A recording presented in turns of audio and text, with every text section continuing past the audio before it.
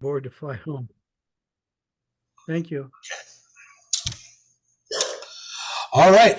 So I think I'm going to get this started now. If everybody can put yourselves on mute, that'd be great. And periodically, I'll kind of go back to let more people in. So far, we have about 23 or 24 people. So first of all, thank you all for coming. And oh, here there's Trebor. And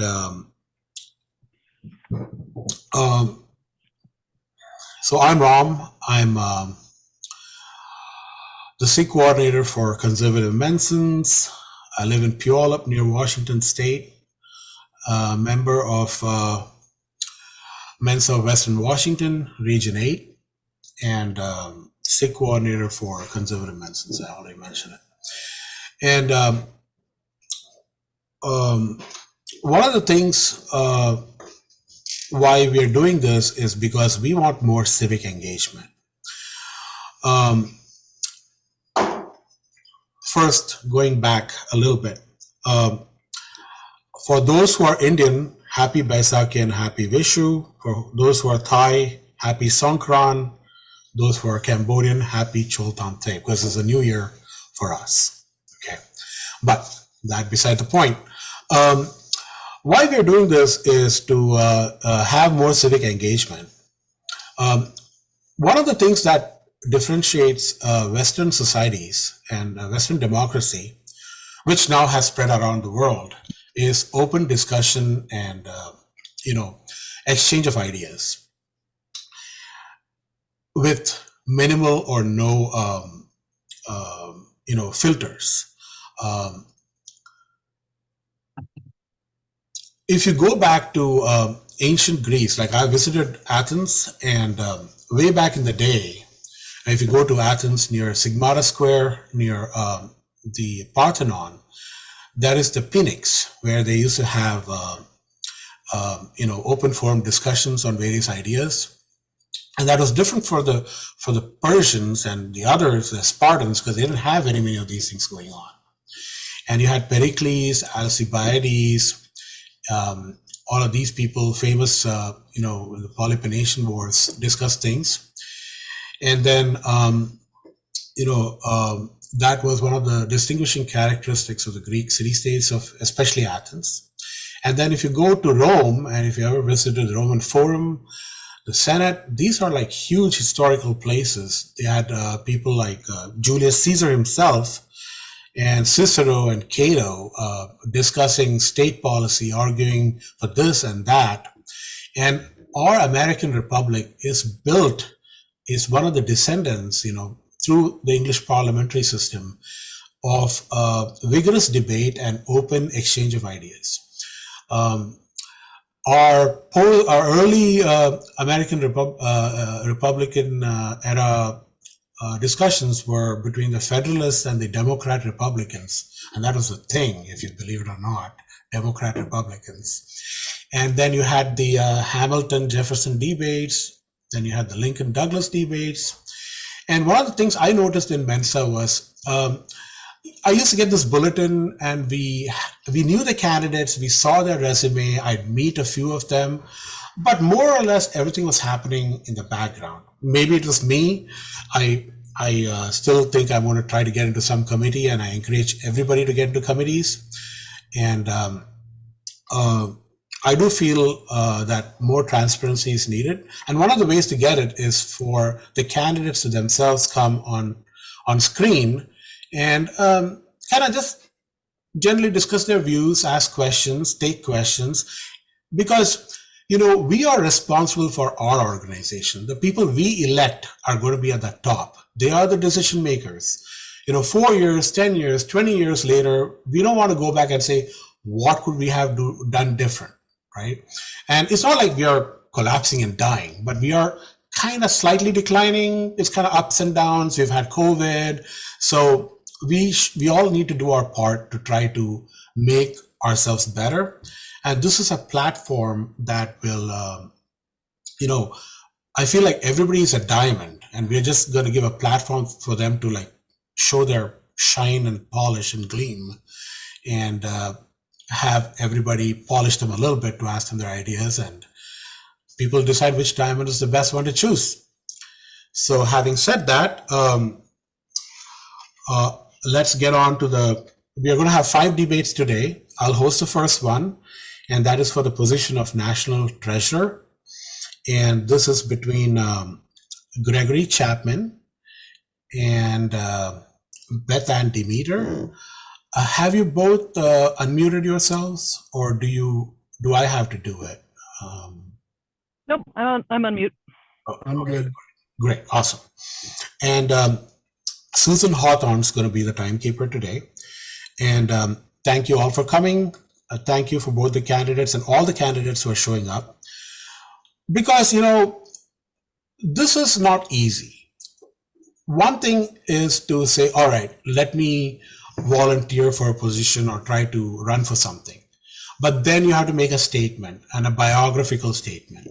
And then now I'm actually, you know, requesting you guys to come, and I'm happy everybody showed up. And I would be on Zoom call and talk to everybody. But it does serve a greater purpose.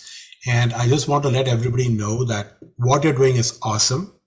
Every volunteer is awesome, because as time has progressed, the number of people who are actually volunteering is not, you know, with COVID has actually declined a little bit.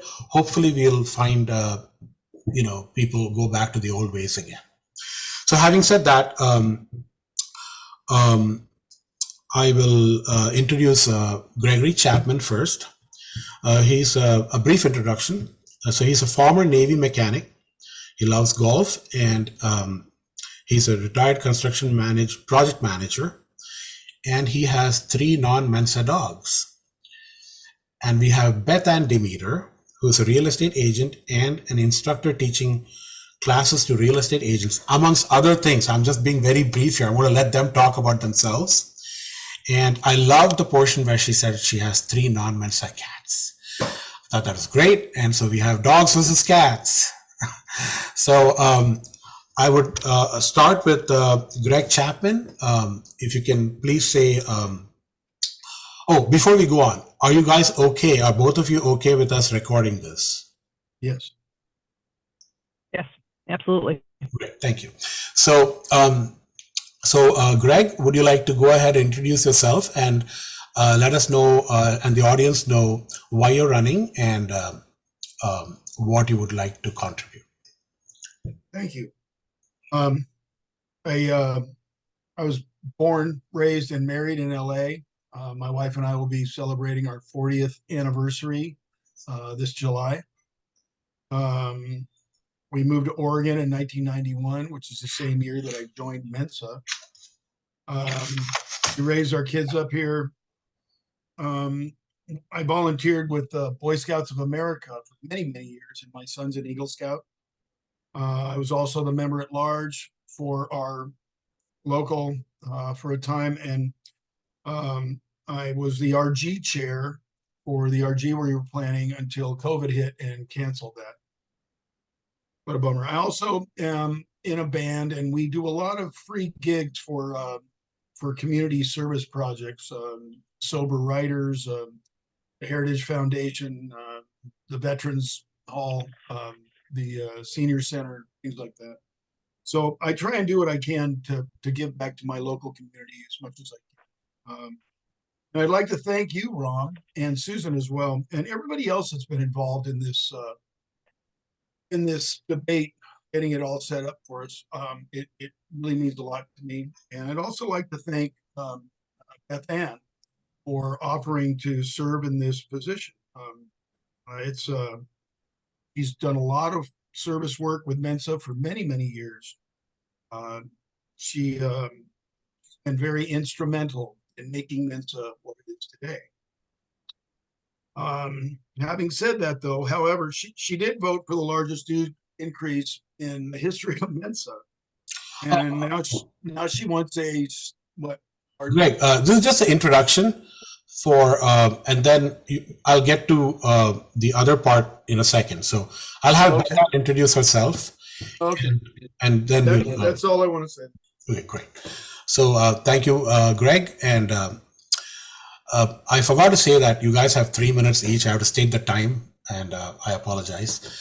Beth Ann, would you like to go ahead and please introduce yourself to the audience, your background and your experience? You have 3 minutes. Hello. Well, thank you. And thank you, Ron, for doing this. I really appreciate you make this available to the candidates. It's wonderful that you spend the time organizing this. And Greg, thank you for the kind words. I appreciate you running and making this a competitive election because, you know, as been said before, it's difficult to have only one candidate for an election. So it's nice to have that competition. In terms of myself, I started my career doing process improvement reviews of large stores, Sears, which wasn't my fault, Chase Bank, Northern Trust, big organizations, doing project management, financial control, internal auditing, and was in Chicago for many, many years. So a MENSA relationship made a lot of sense. I didn't have any friends at the time in Chicago. And so engaging with the group was really a lot of fun. I eventually chaired WEAM for many, many years and moved to Denver in 2013 to take another job in the ski industry. That ended, so I now do real estate. I do real estate, residential consulting, valuations, all sorts of different things. I'm actually today because I am between showings. Sunday is the work day for me. So, you know, here, but I wanted to make time for this. I appreciate this being here. In real estate, I do a lot of charitable activities. Also, I'm involved with the Veterans Association of Real Estate Professionals. My husband's an Army vet and firefighter. He also works for FEMA. And he's actually out on a call today for a small fire that we're having in an area of town. But I feel pretty passionate about that group of people. So involved with that, involved with the Women's Council of Realtors, and still involved with a lot of project management and improvement in these groups, because I do believe strong networking and the connections. All of this brings me back to treasurer. With my long volunteer with American Men, I would love to be considered for treasurer. I did vote for the dues increase. I'm very proud to say that. I had my reasons. I'd be happy to go into those, but I know this is for introductions mostly. Otherwise, I like my husband. I got 3 cats, definitely Mensa cats. We live west of Denver in the mountains, and just have a lot of fun with it because I enjoy the Mensa crowd, great group of people, and I want to continue to serve it. Thank you very much. So now we go on to the 3 questions. It's optional. Every candidate has a chance to answer these. It's 1 minute per question, and I will ask you 1 question at a time. So Greg, 10 years from now, where do you see MENSA in terms of membership numbers? I think with the proper leadership, I think we could have 100,000 members. I think that if we focus on the younger generations, that we get them excited about MENSA, if we can lower dues down to make it affordable and attractive to them, if we can make the testing fees much more attractive to people, I really think we can bring in a whole lot more members. I'm a big fan of lowering dues and increasing membership, which will increase our revenue. And when we do that, I think we can throw some really grand AGs. We can throw more money back to the locals. We can start, listening to these younger generations. I've been trying to do that for the last few months here, and they have a lot of things to say. They feel that nobody's listening to them. I think we should really try to do that. So great. Thank you, Greg. Beth, 10 years from now, where do you see MENSA in terms of membership numbers? I think we could grow easily. I think a lot of it is up to us in terms of creating a welcoming attitude and for new and existing members, planning those events. I mean, I know a lot of MENSA members who pay their dues and don't really do anything. They expect a lot of other people to plan functions for them. So whether it's old or new or middle, I'm right in the middle of the age range. It's all about getting everyone involved. And I'm not going to ignore one. I think silly in MENSA. But it's up to all of us to take a grassroots approach to planning events, to planning that publicity, and using our membership dues appropriately. It's also up to us to make efforts towards succession planning. And that's something a lot of our local groups really don't do very well. That rolls up to the board, that rolls up to the RVCs, and I'm pointing the finger right here because I am RVC7 right now. I've been strongly encouraging my local groups to plan for the next leader, to find someone to take that role on. And a lot of those men are asked, whether it's planning an event or volunteer, they commit. They don't like to be asked. It's flattering. Great. Next question, I'm going to flip it back and I'm going to have Beth answer this first. Will you ever allow relaxation of the current MENSA requirements on the basis of DEI or affirmative action? Right now, with the knowledge that I have right now, I don't think I would. Of course, my opinions are like a bucket. I am willing to dump that bucket out at any time to learn more, to study different issues, to figure out if a different program works. But right now, our model reflects other standardized testing, LSAT, GMATs, GREs, all that sort of type of thing. And I think that that model is supported without additional DEI initiatives. We just changed our testing policy a little bit, which I think is going to make it easier for a lot of folks who get nervous. And that might be a bigger thing than diversity right now in terms of test taking. What I think really attracts diverse populations to Mensa is, being welcoming, holding a different event, encouraging those people to become involved. Okay. So to Greg, will you ever allow the relaxation of the current MENSA requirements on the basis of DEI or affirmative action? Absolutely not. We have, in this country alone, 7 million possible members, and we only have less than 1% of those members signed up.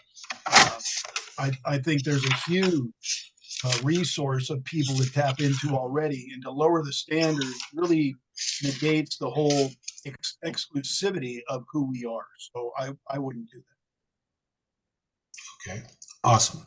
So now I'm going to go ask you the next question, Greg. What is the one thing that you would do different to improve the overall AG experience, the annual gathering experience? I would like to see the hospitality suites be a little more well stocked. I'd like to see additional speakers.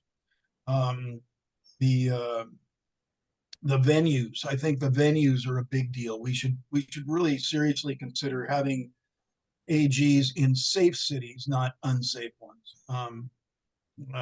With the debacle that happened last July in Baltimore, I think it brought that to the forefront. And I really think that we should start thinking about, the safety of our members over,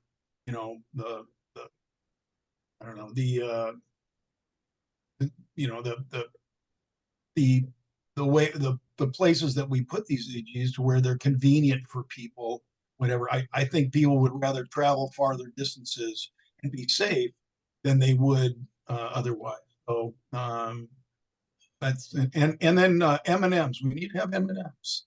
Okay, great. So Beth, what is the one thing you do different to improve the overall annual gathering experience? Absolutely. It's a great question. I apologize. My phone blipped out for a minute, but hopefully you got my last answer. I mean, in terms of the AG, well, I'm chairing it. That's the one thing that I would do to improve it is I would dedicate hundreds of volunteer hours on a personal basis to plan it, to have a committee, to motivate leaders, to find the next leader for next year's AG.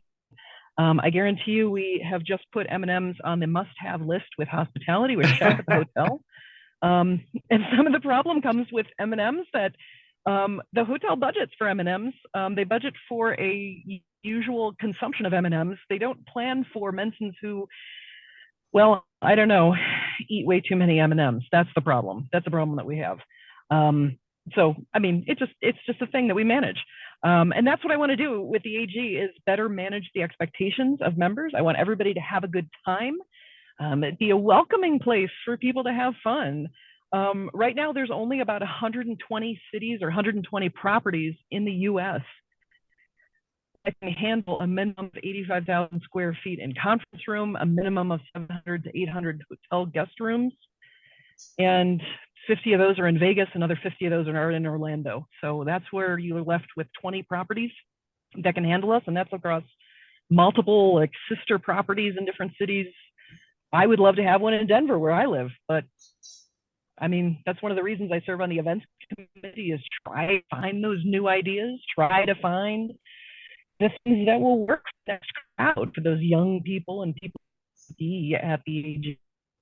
Continue to make that a better with our succession planning and gosh darn it, even the M&M. Great. The bacon, get the bacon. Got it. Well, there are vegans, vegetarians, and Jews and Muslims to also remember when it comes to bacon. But one of them is me. Absolutely. I'm a vegetarian. So now going to the next part, before which I must remember, thank you, Greg, for your service in the Navy. And thank you, Beth, for please pass on my thanks to your husband for his service also. I appreciate that. Now, each candidate can ask 2 questions to the other candidate, one at a time. And I will start with the first question Greg can ask Beth. And this is optional. And what question would you like to ask her? Well, to start with, do you feel that 46% of our budget should be spent on administrative costs like it is now? Administrative budget includes many things other than staff and salary. An administrative budget also includes not only staff for the American Mensa National Office, but it's also the foundation staff. And to offset that 46%, if you look at revenue, the revenue component, we actually take some portion of revenue from the foundation staff that, well, generates revenue, regardless whether it's a foundation project they're working on, it still benefits American Mensa. And there's a lot of that crossover. Like, for example, Trebor, who's our executive director for American Mensa, he's actually a shared associate between the foundation and us. So regardless of whether American Mensa holds the budget and shows 46%, equation in that one category, it's still a shared resource. We take the income into account. This goes across other things too, like gifted youth. The expense, category on our end is very, very low because there are low things for background checks or for postage for sending out books. But those are very small expenses. The other expense categories on the foundation budget, actually, where we actually create the publicity around the books. Those are hugely expensive projects. So there's a bit of a disparity, and you have to really not only look in detail, but take a step back on those budgets and say, okay, what's the true story here? Okay. Now, Beth, would you like to ask Greg a question? Sure. I would wonder, what categories of the budget do you feel are inappropriate? I think I just heard my answer, but also how does it relate to your interpretation of the Mensa International component and what we pay on that end? I'm much more concerned about American Mensa. The international component, I'm not real familiar with, but I would like to get familiar. I don't think that it's appropriate for us to have a brand partnership manager and a director of brand partnerships. I think that's redundant, and I'm an efficiency guy. I would really like to look at finding ways of cutting costs. As a project manager, I'm constantly looking for ways to reduce the number of times I have to handle each piece of material, reducing the number of personnel that it takes to accomplish any one job, and looking for ways to cut overhead without jeopardizing safety. And I've been very successful at that. If you can be,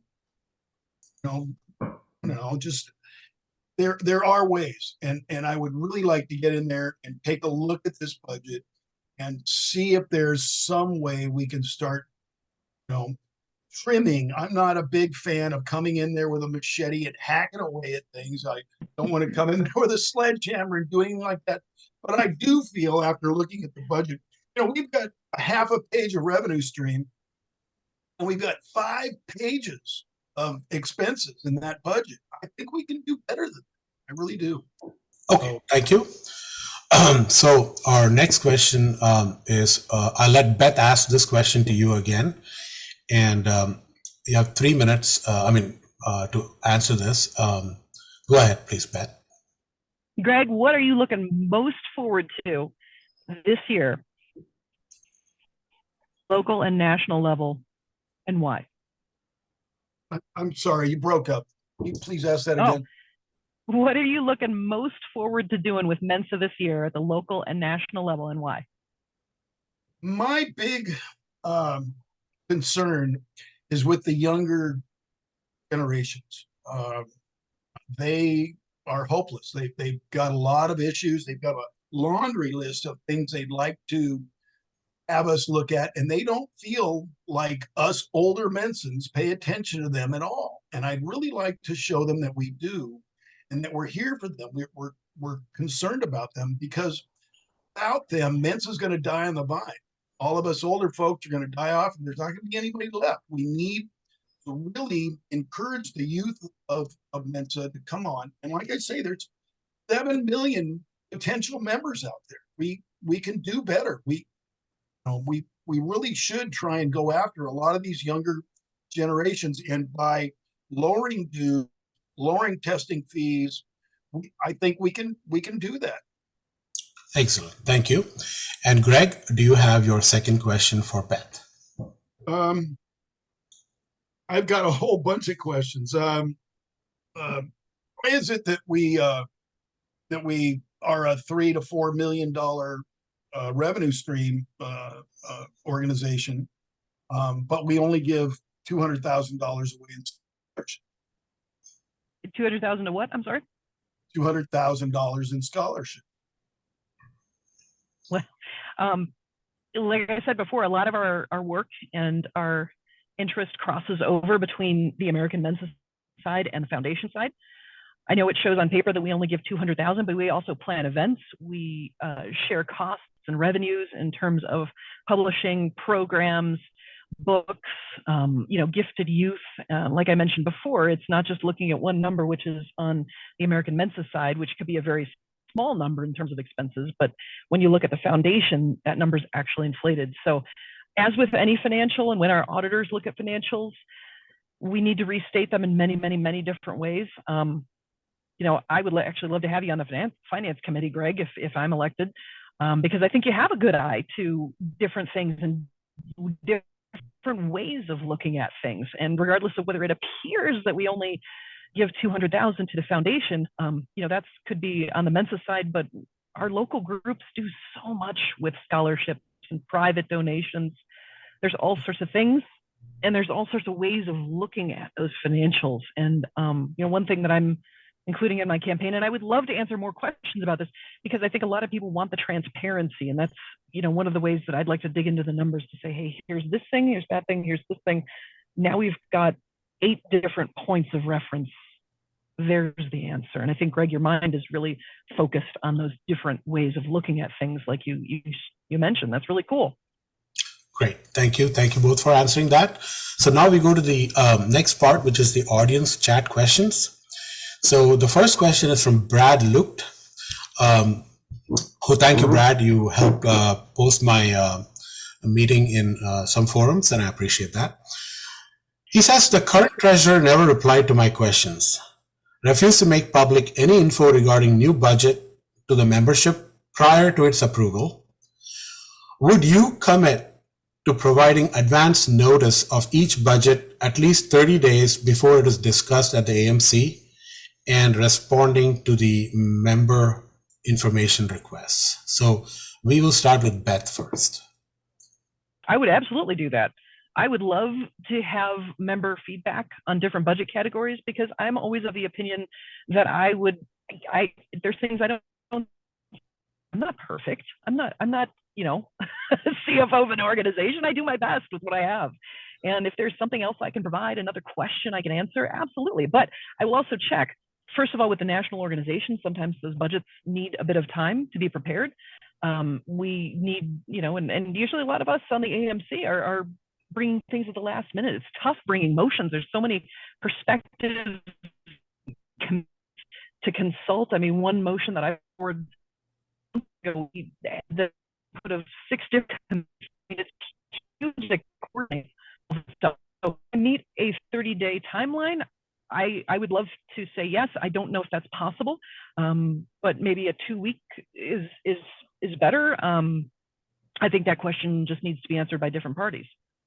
Okay, so Greg, I'll do my best. Thank you, Greg. I'm going to ask you the same question. It says the current treasurer has refused to make public any info regarding the new budget to membership prior to its approval. Would you commit to providing advance notice of each budget at least 30 days before it is discussed at the AMC and responding to the member information requests? Absolutely. It goes towards transparency. And right now, I don't feel that MENSA is very transparent at all. Simply, I would. Okay. The other Good question, Brad. Thanks. Hi, Brad. I love you, Brad. There is a question from AM, and let's see, where was I? Where was it? So is AM here? Can AM hear me? Okay, so there was a question that I saw that, where is it? Hold on one second. Oh, is AM, can AM hear me? Okay, I got to go back and look because a lot of people keep typing stuff in and I have to look at the questions. If AM is there, can you please ask a question again? All right, if not, I'll go to the next question. Allison Brown. Is Allison Brown here? Can you hear me? I'm here. Yes, go ahead and ask. Oh, hey, Allison. I don't think I had a question for Greg or for Beth Ann. Okay, I saw something. Oh, I think you put a question in the chat, and I think it was a good one. Okay. It says, AM, Greg, why did you not issue a written statement? So AM is Josh Heinzel. Hey, Josh, could you unmute yourself and go ahead and ask your question, please?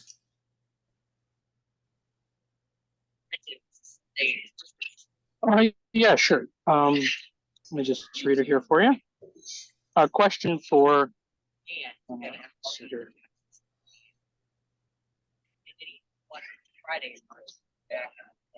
yeah, so Greg, why didn't you issue a written statement for the candidate statement email blast that was due on 3/31?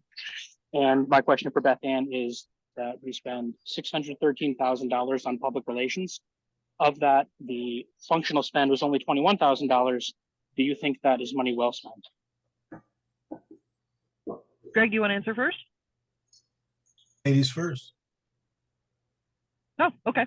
So the public relations, I think that was warranted. I can't speak to every single thing that is included in that 613,000, but I know a lot of it are programs that I'm a little familiar with. I need some more water, but the public relations is, goes hand in hand with advertising and marketing to maintain our name, maintain our brand awareness. And I think that's very, very critical, as not only with our partnerships with different vendors, I think goes a long way. That's a benefit to Mensans for, whether it's the wine program or increasing awareness for folks on a college campus to increase testing. I think that all of that is wonderfully important. Josh, when you talk about the functional spend of 21,000, what are you talking about with the functional spend? Yeah, so if you read the audited financial statements, they break out what the expense is on a couple of main different categories. It's actually unclear exactly what functional expense does mean. I don't think they clarify it, but if you go into the audited financials specifically, you'll find what I'm talking about. It looks to me like the 613K is primarily staffing and overhead. And I think that the functional spend is the actual money we're spending on functional things. It just seems very, That would very make low sense. and like a very high administrative overhead, but it wasn't completely clear either. But yeah, it's on the audited Yeah. financials. No, that makes sense. I think I want to figure that out also because audited financials are going to be something that in a format that's required by our auditor, and they look very, very different from our normal financials. I have an FAQ page on my site, and I'm going to look into it, and I'll try to post a response there when I have something for you. Good question. Thank you. Thank you. And would you like to ask Greg that question again for Greg, please? Yeah, sure, Greg. There was a candidate statement, a 500-word candidate statement that all the candidates were asked to submit that was due March 31st. I think it was a really good way to communicate to the candidates, but you didn't have a statement appear. I'm presuming that you didn't submit a statement, but could you tell me what happened and why you didn't submit that statement? Certainly. This was, I thought long and hard about this. This was a very considered strategic move on my part. We have a lot of statements, a lot of email. People are very busy these days. I think most people, they get those emails, they don't even look at it. If you are serious about being involved with Mensa and you're serious about voting for candidates and you want to find out who they are, there are ways to find that out. I've already made a statement. There's one in the bulletin. You can go to the bulletin and see my statement.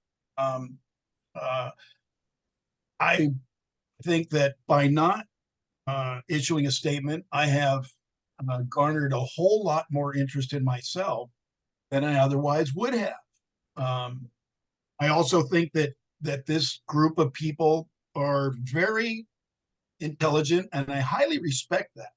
I've been stunned and blown away by some of the things I've been told in this group.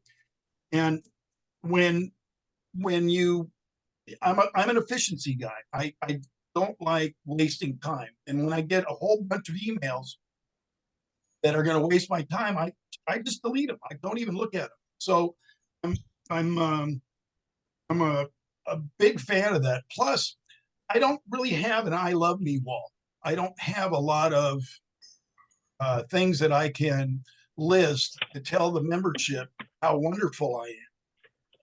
So instead of that, I rely on word of mouth. And I think that will actually go a long way here. I think people are going to talk about this and why didn't he? Blah, blah, blah. And they're going to start talking about it. And I think that I will actually get a lot more interest in me from that because I'm not a conventional guy. I'm absolutely unconventional. Got it. So that's where I'm at. Thank you, Greg. So we go to the last two questions, and after this, the debate is going to end. First, for Beth Ann, what are the main achievements? This is from Frank Munier. What are the main achievements of the current AMC that have increased the value of the membership and the one you're most proud of? For this AMC, I've been on since 2021, so 2021 to 2024 term. Before that, I was actually on the AMC in 2010, and I tracked the AMC in between to look at the different terms, look at the different volunteers who are on. And I have to say, I know COVID was some difficult years, but the COVID term started 3 years before 2021, so before COVID, and that was a tough year. I see the lack of camaraderie, the lack of communication, and I think one of the things I'm most proud of with this AMC term is that we've really turned it around. We communicate, we are all friends, we have strong interpersonal relationships. Maybe not everybody is going out to dinner with everybody at an AMC meeting, but we all are respectful. We use the right pronouns, we tolerate opinions, we're interested in listening. And that says a lot for gaining consensus and moving motions forward, because a lot of members say, well, we should always be virtual and different meetings and save money. And I totally support that. And right now we've got in a cycle of 4 meetings. One's at the AG, one's at the national office in September, so we can engage with the staff. One is virtual in December. And that last one, we kind of float around. Sometimes we go back to Dallas, and sometimes we go visit a local group, but it's a good model that works to balance virtual versus in-person, balances the camaraderie we regenerate and the consensus we build as this interpersonal, well-functioning unit, with also wanting to control costs and not get on everybody's nerves. So that, I think, is a really, really good accomplishment. In terms of what I like the most, also is, passing some motions. Recently, we passed a motion to change some ACs around, and I think that really looked at risk management for the organization as a whole. We're not putting ourselves in a position where things can go wrong, where maybe we'll incur a lawsuit. And I think gaining consensus around that has been a huge accomplishment for us so far. Thank you, Beth. And the very, very last question from Frank Munier again to Greg. If elected in 3 years from now, what should be the main achievements of the AMC to increase the value of membership? Among them, the top one in your mind making you proud of? The younger generation. I'm here for them. I want to do everything I can to make Mensa as efficient as possible. And I use the 6 Ps: proper prior planning prevents poor performance. I am a big fan of that. I work as hard as I can to pre-plan things so that when we do get down the road, they happen the way we want them to. And as far as I'm concerned, I think that we can attract a whole lot more younger members if we change some of the things we're doing. I think we have some wasteful spending. I think we have the office down in Texas, the meetings, our RBC in my region here. Every month she says, "Oh, there's a meeting here," and I'm going. And it's like every month there's something else that she's running off to, and we all get to pay for that. I just think the virtual meetings would be a lot better. I understand there's a need for in-person meetings, but I think we should try and limit those and use the resources that we now have that came from COVID. There are some silver linings from COVID, and I really think that we should try and use those resources to lower our expenses so that we can then lower dues for the people that can't afford the high price of the dues that we have now. So that's the main thing I would try and do is recruit the younger. Okay, so that concludes this debate. I thank you both for coming and for being kind enough to answer each other's question and to show civic tolerance for each other and being super nice about everything. So thank you again. And now we can go on. Thank you, Rob, for organizing it. I appreciate it. Thank you, Beth, and thank you, Greg. So the next one going forward is going to be hosted by Susan. And I hope Nancy is here. I haven't seen her yet. Is Nancy, Campbell, and Ruth Green-Waite here? This is Ruth. I'm here. Oh, hi, Ruth. Is Nancy? I don't see Nancy Campbell. And let me just check to see if I have an email from her. Nope. I haven't heard anything from her. So I guess I'm going to give you an option. You can go ahead and do it yourself, and Susan can ask you all the stuff, and the floor is yours. Or I could go on to the next one and call Nancy and let her know, and you can do the next one in about 30 minutes. Well, I'd rather do it now, if you don't mind. Okay, fair enough. Yes, so thank you for coming, Ruth. And I'm going to let Susan, Susan, are you here? Yes, yes, I'm here. I even got my video back on, so. Okay, Susan, you can introduce Nancy. Sorry, you can introduce Ruth. Yeah, I figure we'll just run everything the same except for their. Yeah, It'll just be me answering. Yeah, yeah, okay. In the meantime, I'm going to mute myself and I'll give Nancy a call just to be courteous. No, I appreciate that. She should be here. So Thank you. Okay, so we have Ruth as a contender. Nancy is the incumbent. But Ruth joined at a young age and has been with Mensa for a very long time. Professionally, she was a clinical research consultant for many years, and she lives in Charlotte, North Carolina, and she's currently in charge of the mind games. So yes. turning it over to you. And thank you, Susan. And I do have to mention that I do have 2 dogs and 2 cats and a goldfish. And one of my dogs is technically a Mensa because she won party animal at one of the RGs. So Oh. I have to make a note of that. But actually, I didn't join Mensa until 2015. I had lived in Florida for 20 years and we were in a pretty, I want to say a secluded area, an hour and a half, 2 hours from major cities. And I didn't realize how socially deprived and mentally stimulating lack of mental stimulation I had down there until we moved to Charlotte. And so once we moved up here, I tested, got into Mensa, and I've been going full steam with it since. Within my first year, I was on the XCOM. I've attended every AG since then. I've probably had almost every officer position there is with our local group. And then, like Susan mentioned, I'm the chair of Mind Games this year, and I reinstated our RG, which had been on hiatus for 25 years. And I started that back up and have chaired the last 4. And now I'm going to turn it over to somebody else to start chairing going forward. So I've, just totally love Mensa. I love the interaction, the diversity of the people, what I learned from people. I've made great friends over the years.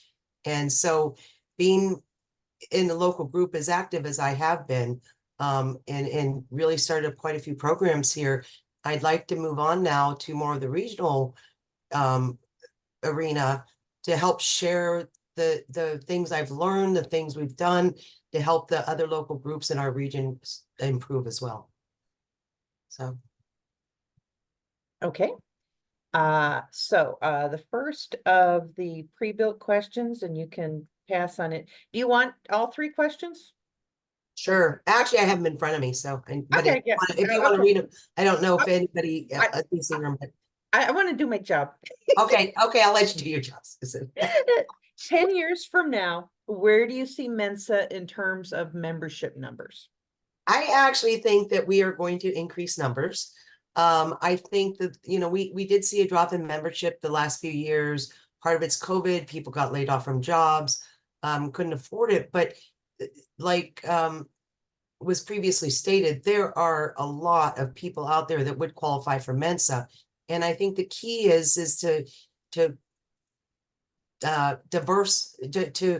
look at the avenues. We're not taking full potential of the different avenues to recruit recruit people for Mensa. So there are a lot of people that would qualify that don't know Mensa even exists, or nobody's reached out to them and say, hey, I think you should join Mensa. This is how you do it.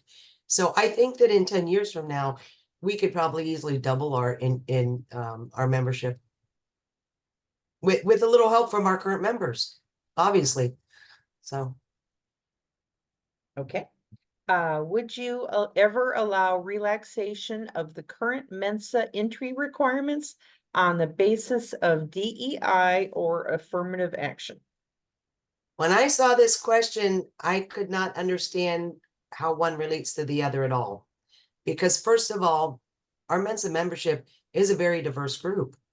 And I think that the idea of, having to relax standards to get a diverse group is wrong. I mean, it's false. It's a false concept. there are plenty of people out there, diversified across the country, that are very smart and would qualify 98% and above. So I don't see any reason that the criteria needs to be relaxed. The people are out there. It's a matter of us getting them to join and making them feel included and want to join Mensa. So I think that's the issue there, not ever relaxing the qualification to get into Mensa. The people are there. We just need to reach out to them. Okay, and what is the one thing you would do different to improve the AG experience? Well, my take on that is, so I've been going to the AG since I think I started in 2016, and I love it. I mean, it's brain overload. That's my vacation of the year. I don't ever get to take a vacation other than to go to the AG. But I know that it is cost prohibitive for many people, many of our members, because, you know, an example of diversity, we have low income, we have high income paid people. That's an example of diversity, that cannot afford to go, but I think they would really appreciate going. So I would like to see, you know, like a scholarship, a subsidy program, I guess is a better term, for people that would like to attend that can't afford, and maybe a lottery, and that every year 10 people that within a certain income that, you know, otherwise couldn't attend are given a trip to the AG for free, so they can experience that experience that a lot of us already do and think is a great experience. So. Okay. And normally we would go now to the questions for each other. So I guess we just table that. I looked in the chat and oh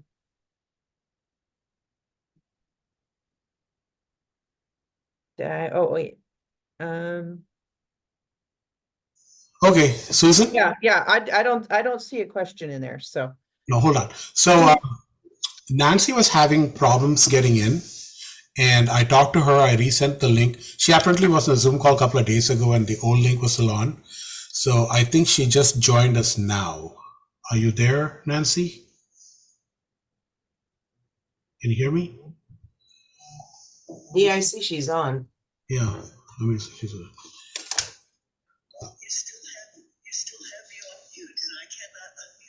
She's muted. Okay, hold on. Hold on, let me unmute you. Sorry, I didn't see that. Well, at least it worked, so give me a second. Nancy, okay, there you are.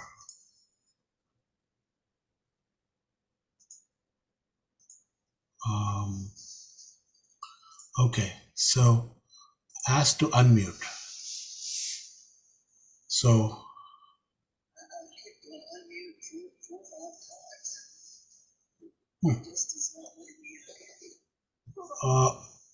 where are you? Let me look at your screen here. Hold on a second, guys. View speaker. I'm sorry about this.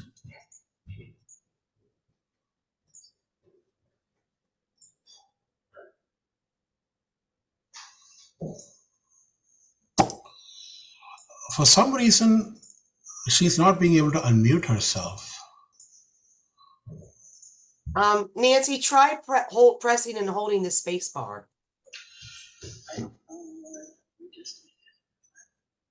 Okay, she says to try to press the space bar. Yeah, press and hold it. It still has the muted symbol there. I'm holding the space bar the whole time. Okay, everybody else can mute and unmute yourselves, right? Where are you? I'm trying to find you. Yeah, there's the button on the lower left. Now it could be there's microphone problems. It might not be Zoom.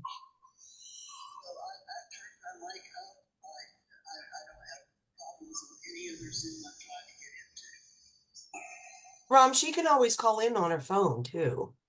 Okay. You can call in by phone, on the,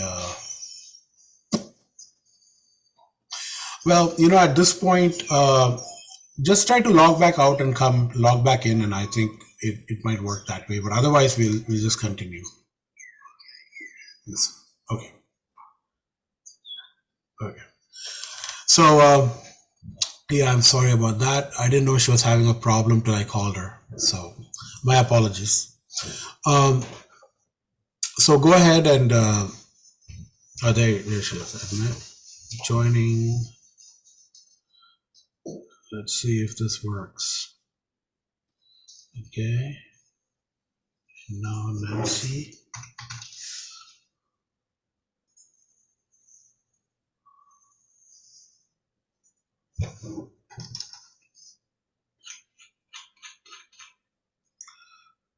All right.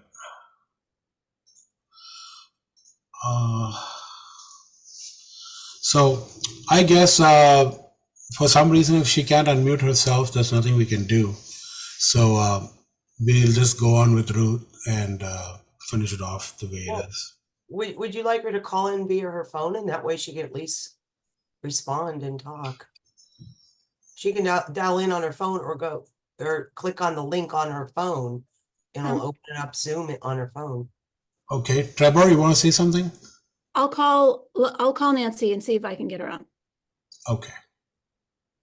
So Ruth, do you mind if I go on to the next one and then come back to you with Nancy? No, that's fine. Okay, thank you. Okay, so I apologize to everybody about that glitch, but I hope the next two people are here, Amanda and David. Yes, I see both of you. So Susan, if you don't mind, I'll go ahead with the next one, and then you guys can go back to the Nancy one. Okay, is that okay?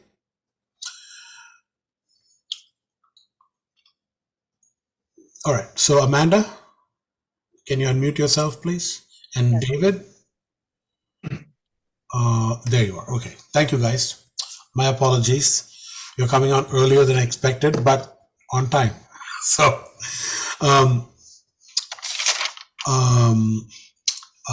yes, so you both, Amanda and David, are running for the RVC6 position. There's a regional vice chair 6 position.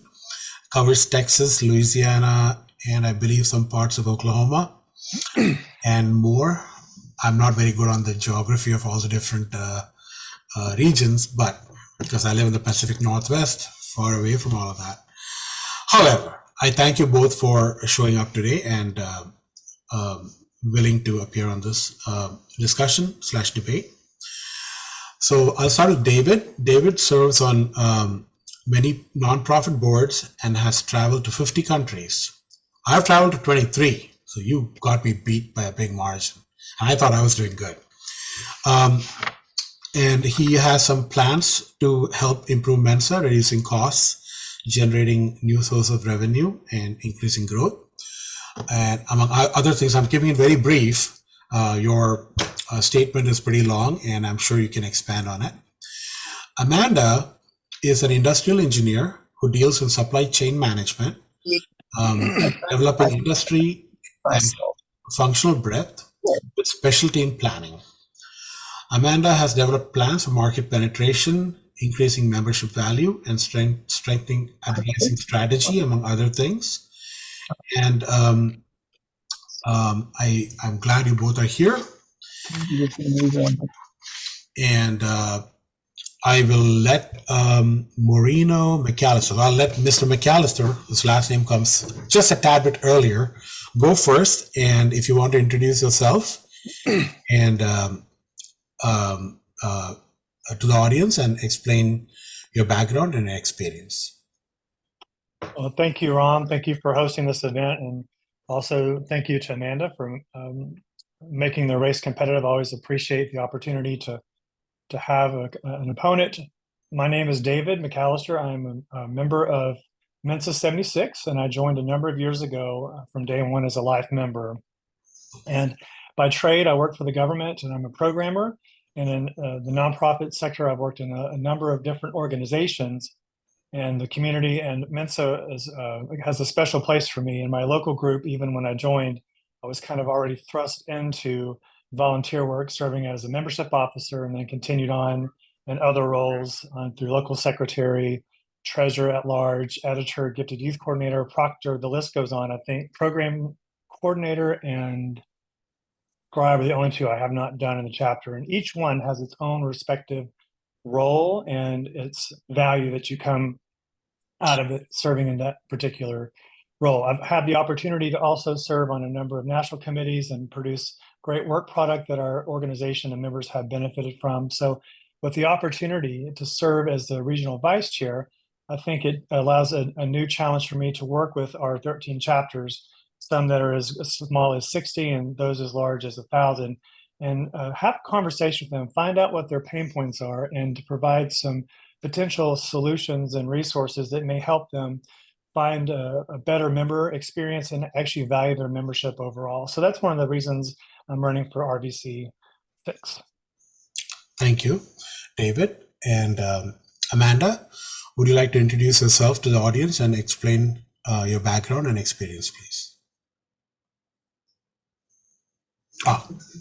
Hold on, let me unmute you.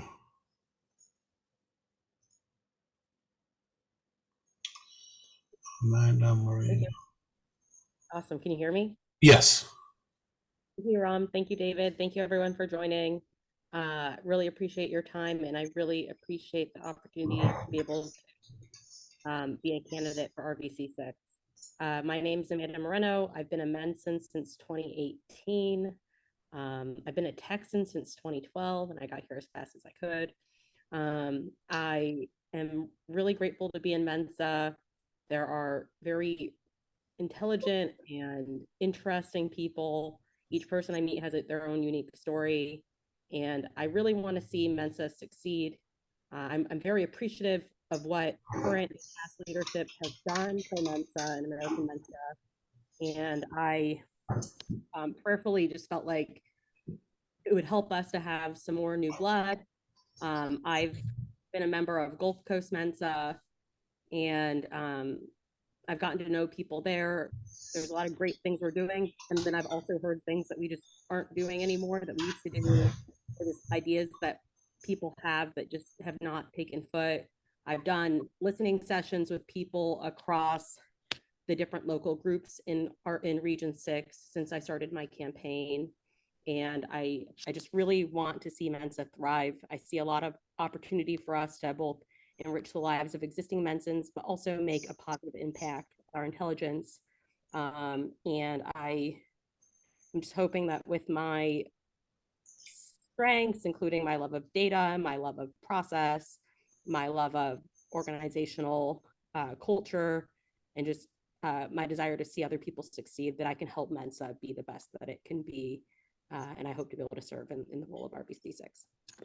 Thank you, Amanda. So now we go to the optional questions that the candidates can choose to answer. To David first, and it's a minute each, so try to keep it brief, please. 10 years from now, where do you see Mensa in terms of membership numbers? And you can keep yourself unmuted. Don't mute yourselves. Keep yourselves, the two participants, otherwise it's going to create problems. Okay, hold on. Are you able to hear me? Yes. Great. Thank you for the question. I'm optimistic and hope that our numbers we increase over the 40,000 where we are now. And I think a lot of that hinges on what we do today. If we don't change anything and we keep it a status quo, it probably won't grow. However, I think taking the time to understand what the different needs are of each member, I think that will help drive a lot of the direction where we go. And the needs are going to be very different. In Region 6, we have some groups that are around 60 or so. Their needs are going to be probably a little different than those in our chapters that are around 1,000 or more. And even prior to the pandemic, the needs may have evolved during the pandemic and even post-pandemic. So I think taking the time just to understand what the needs are to help create a blueprint of how we move forward is critical in the next steps in growing our membership. Great, thank you. Amanda, I'll ask you the question again. 10 years from now, where do you see Mensa in terms of membership numbers? Great question. So I'd say we're at a crossroads and I see two different options depending on what we do now and who we put in leadership positions of the AMC. So if we keep doing what we're doing right now and maintain the status quo, then I foresee membership declining, likely like to 30 to 35K. And I just say that when I consider the dues increase, especially if we're not increasing membership value and or perceived membership value, and then also considering natural attrition, especially with Mensans aging out and no longer being around. However, I also see a lot of potential. So if we look at the current population in the United States and we look at just Mensa's top 2%, a back of the napkin calculation would mean that we could have, over 6.5 million people in Mensa. I know that's a really big ask for us to get to 100% entitlement, though I do think we could probably get to 200K. That'd be 3% of the total potential people who would be eligible for Mensa given our population. And I think we have the right people on the bus to lead the AMC. If we're generating new ideas, then I really do believe that we can capture a higher market penetration and engage more people. Awesome, thank you. The next question is, I'm going to flip this and it's going to be to Amanda first. Will you ever allow relaxation of the current Mensa requirements on the basis of DEI or affirmative action? No. Good question. I'd just say no. The standard's the standard, and I want us to maintain our standards. Though I do believe that there are ways in which we can create diversity without reducing our standards. So if there are people in Mensa that believe that they want to see a higher representation from certain groups, then I believe we ought to do that through grassroots efforts. So, Mensans who are passionate about that demographic can put forth more effort to recruit from those demographics. Additionally, if there's any systemic challenges that exist that are preventing those groups from achieving our standards, then Mensans who are passionate about those demographics can put more effort towards mentorship development and then just working on whatever obstacles exist from that are preventing those people from being involved. Thank you, Amanda. So the same question I'll ask. Will you ever allow relaxation of the current Mensa requirements on the basis of DEI or affirmative action? Yeah, my answer is the same as my opponent. No, I think the standards that have been in place for a long time have shown the test of time, and it's something that we want to continue doing. And I think that by continuing to allow additional avenues and options for people to test and like testing centers and so forth, I think everyone's still going to be held to the same standard, and that will keep the quality of the organization and the membership as a whole. Thank you. So now to David, the third question. What is the one thing you would do different to improve the overall annual gathering experience? That is an interesting question. I am currently a member of the annual gathering committee. I'm the games co-chair, and I would look at something that I did last year as the development chair by looking at partnerships and sponsorship. We brought in Catan Studio to sponsor the games room, and we were able to get cash that was able to offset some of the expenditures in addition to in-kind donations for games that we could have spent over $1,000 getting. So imagine if we did something that small, it was a pilot program, to a future AG where we were able to get a corporate sponsorship, let's say with M&M Mars, who happens to also be in Region 6 and in Waco. So if we were to have them sponsored with something as large as a $25,000 infusion of cash, unlimited M&Ms, of course, working with the hotel, imagine what that could do. That could provide a lot more resources, offset some of the expenditures, and even potentially adjust the price of what the annual gathering cost is for our members, providing more value in the end. So that's just one thing that I would do differently. Thank you. And to Amanda, what is the one thing you would do different to improve the overall annual gathering experience? Great question. Thank you for asking. So I'd say just engaging more volunteers, especially for the planning processes related to the AG and profile and higher responsibility roles related to AG. From my time in Mensa, what I've seen is many of the roles, especially higher profile roles, are limited to certain groups and certain people in Mensa. I would like us to create more balance of who's helping and who's being given responsibility. So that way we can ensure that the AG is attractive to a broader percentage of Mensans and is really meeting the needs of all Mensans, not just a limited few. Cool. Thank you so much. And now we go on to the next section where each candidate can ask 2 questions to the other candidate. Again, everything is optional. Answering is optional. as seen as optional, just so that you know. And I will start with Amanda this time. Would you like to ask David a question? Sure, thank you. So David, you definitely have a really decorated background in Mensa, and thank you for all that you've done to serve Mensa. If you could change anything in the way that Mensa currently exists, what would you change and why? Oh, that's a great question. I think looking at it just holistically from what I've seen so far, I think sometimes we can work in silos and our communication isn't always clear and transparent.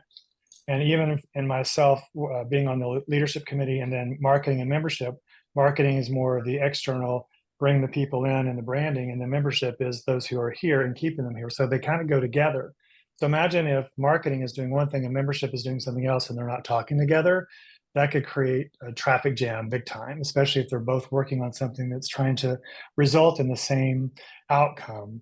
And so I think if I could probably change one thing was to make sure that we had more continuity and communication, and I don't want to say transparency, but just more the channels were more clearly defined, and that we could understand what's happening, what the left and the right hand are both doing, so we're one complete body, so to speak.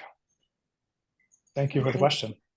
Great. So now, David, it is your turn to ask Amanda a question if you choose to. Sure.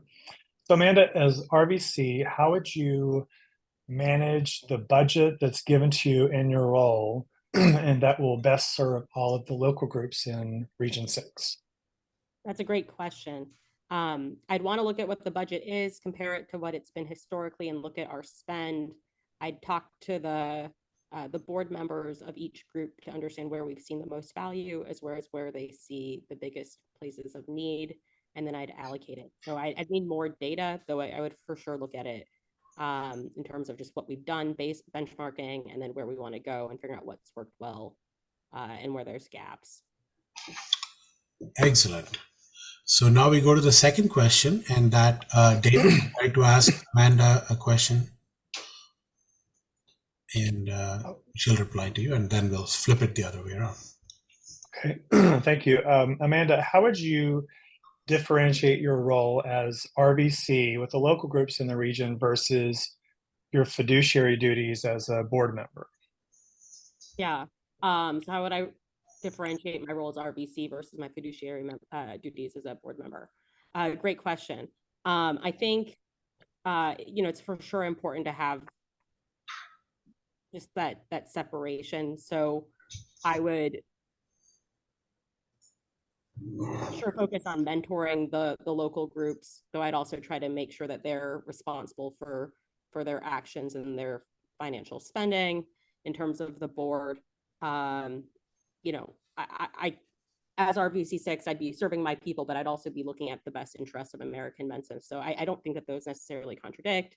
I think that we have the right structures in place to create that separation. Excellent. So Amanda, would you like to ask David a question? Sure. David, with the changes that AMC has passed with the increased dues, what are your thoughts on that? How would you have voted? And then what are you hoping to do with dues if you were to be elected to RVC6? Well, that's again a great question. I think if we had taken the time to allocate and increase the dues over time, I think based on the rate of inflation, we would have probably ended at or around where we are now. And I think if looking back, if the opportunity was presented, I would try to have a more streamlined approach when we increase dues and let the members know that it's imminent, but give them a lot more notice and even be clear about here's some incentives, here's additional resources that we're going to provide the members, and this is what it's going to cost. Now, I would say that in the same token, with things that we're going to introduce to our members, I would always make sure that we ask some fundamental questions. Is this something that our members want? Is this something that our members need? And is this something that our members will use? And if we have 3 good solid yeses and we start looking then how much is this going to cost? How do we roll it out? How do we pay for it? That can be sussed out through the details. But then when that's introduced clearly to our members, I think it's going to be much better received, as they'll know what's coming and how and what their value will then be assessed with the increase in the dues. So I would have probably presented it in a little bit of a different fashion. But again, if we were to be in line with inflation as it is today, we would pretty much would have already ended here anyway if we'd have had them incrementally over the years. Okay. Thank you. Thank you. And so now we go to the next section, which is questions from the audience. I have one from Brad Luke, but first let me go ask Amber. Amber has asked if elected. So let me go first with Amanda. Amber has asked, if elected 3 years from now, what would each of you hope to have accomplished? Sure. I have a few things I'd hope to have accomplished. One is I'd want to make sure we're accomplishing or that we're completing the bare bone requirements of each local group. So regular board meetings, publicly accessible board meetings, regular newsletter, and then also local group meetups. I've seen that, you know, the groups are at varying levels of completing these requirements. Oh, also regular elections. Each group is at various levels of completing these requirements. So I want to make sure that we're completing those tasks. Next, I would want to make sure I'm building up the leadership pipeline. So really getting people on the board who are willing to do the work, but also making sure that I'm supporting them so they don't feel like they're left on their own. And then also having a succession plan so that way we have people who can step up into those roles when the people who are in them are looking to do something different. And then lastly, I'd want to make sure that the groups are talking to each other. When I went to the Dallas RG in November, I know one of their board members had been reaching out to the other local groups with mixed levels of responsiveness. I'd want to make sure that I was building those pathways of communication so local groups could strengthen one another and learn from one another. Excellent. Thank you, Amanda. Now to David. If elected 3 years from now, what would each of you hope to have accomplished? That's again a good question. I would hope, based on the strategic priorities, that we've focused on increasing the value of American Mensa, and I think that comes with a lot of different components on what we introduce, excuse me, over the years. I think also diversification of revenue streams is something that I think if we look at that overall, we might have a much better result, and that could be things like, you know, expanding what we already have now with, you know, annual gathering, mind games, and culture quest. But imagine if we really bolstered licensing. Right now we have a project with the marketing committee on the escape room. So imagine what it looks like if you have escape rooms around the United States that have a Mensa seal that's been Mensa approved, and what that could bring in and generate for revenue to have that indication and designation for that specific escape room. Society would be like, this has got to be a really tough escape room if we're going through these hoops to get that certification. So it's just things like that we could use to offset some of our costs and bolster our national events and also improve marketing. I'd also hope too, just out of personal projects, that we'd have like a complete set of manuals and officer guides. It's one of my projects on the leadership committee, is finishing rewriting the local secretary handbook, and it's been a lot of work, but in the end it'll be rewarding to see all the officers of our chapters have resources and tools that will not only tell them what to do, but how to do it, or ways they can consider using, and ensuring that they have a greater rate of success, which ultimately benefits the members of their chapters. Okay, so the next question I'm going to ask you first, David. This is from Brad. He asks, Region 6 has 13 chapters, the largest of which is North Texas Mensa with 1,000 members. Yet there are 3 chapters in your region with less than 100 members, including North Louisiana with just 55. What efforts would you make to mentor these small chapters so that their members feel they're getting some value for their membership?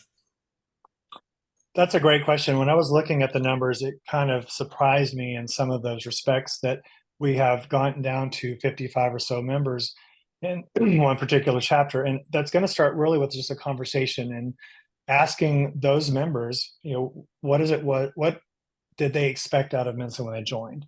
The ones that are still here, I would be interested to find out what keeps them here, because something is keeping those 55 members, specifically in northern Louisiana Mensa, and it'd be great to at least identify that something is working there. But those who have left, more importantly, is find out why they joined, what kept them there for all that period, and then why they may have fallen off, because something kept them there for a while. In my experience with even looking at data from the membership surveys and just conversations around all of American Mensa, it seems that community is what keeps people engaged as at least a fundamental baseline.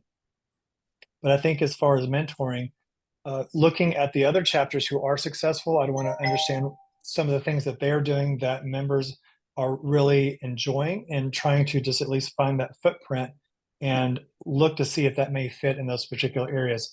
They're not always going to be the same in the larger metropolitan areas. There's a lot more opportunities to do things versus in the rural areas. There may not be as much, but there's still a level of value that our members can find. And again, understanding what the expectations are of those local chapters and the smaller numbers, again, have to start with conversations. I don't ever want to make any assumptions on what works in Houston or Dallas is going to work in Louisiana or Oklahoma or Arkansas or New Mexico. Okay, thank you. I just have to comment that I don't know how you're going to have all the small conversations. That's going to involve a lot of traveling, and that needs time.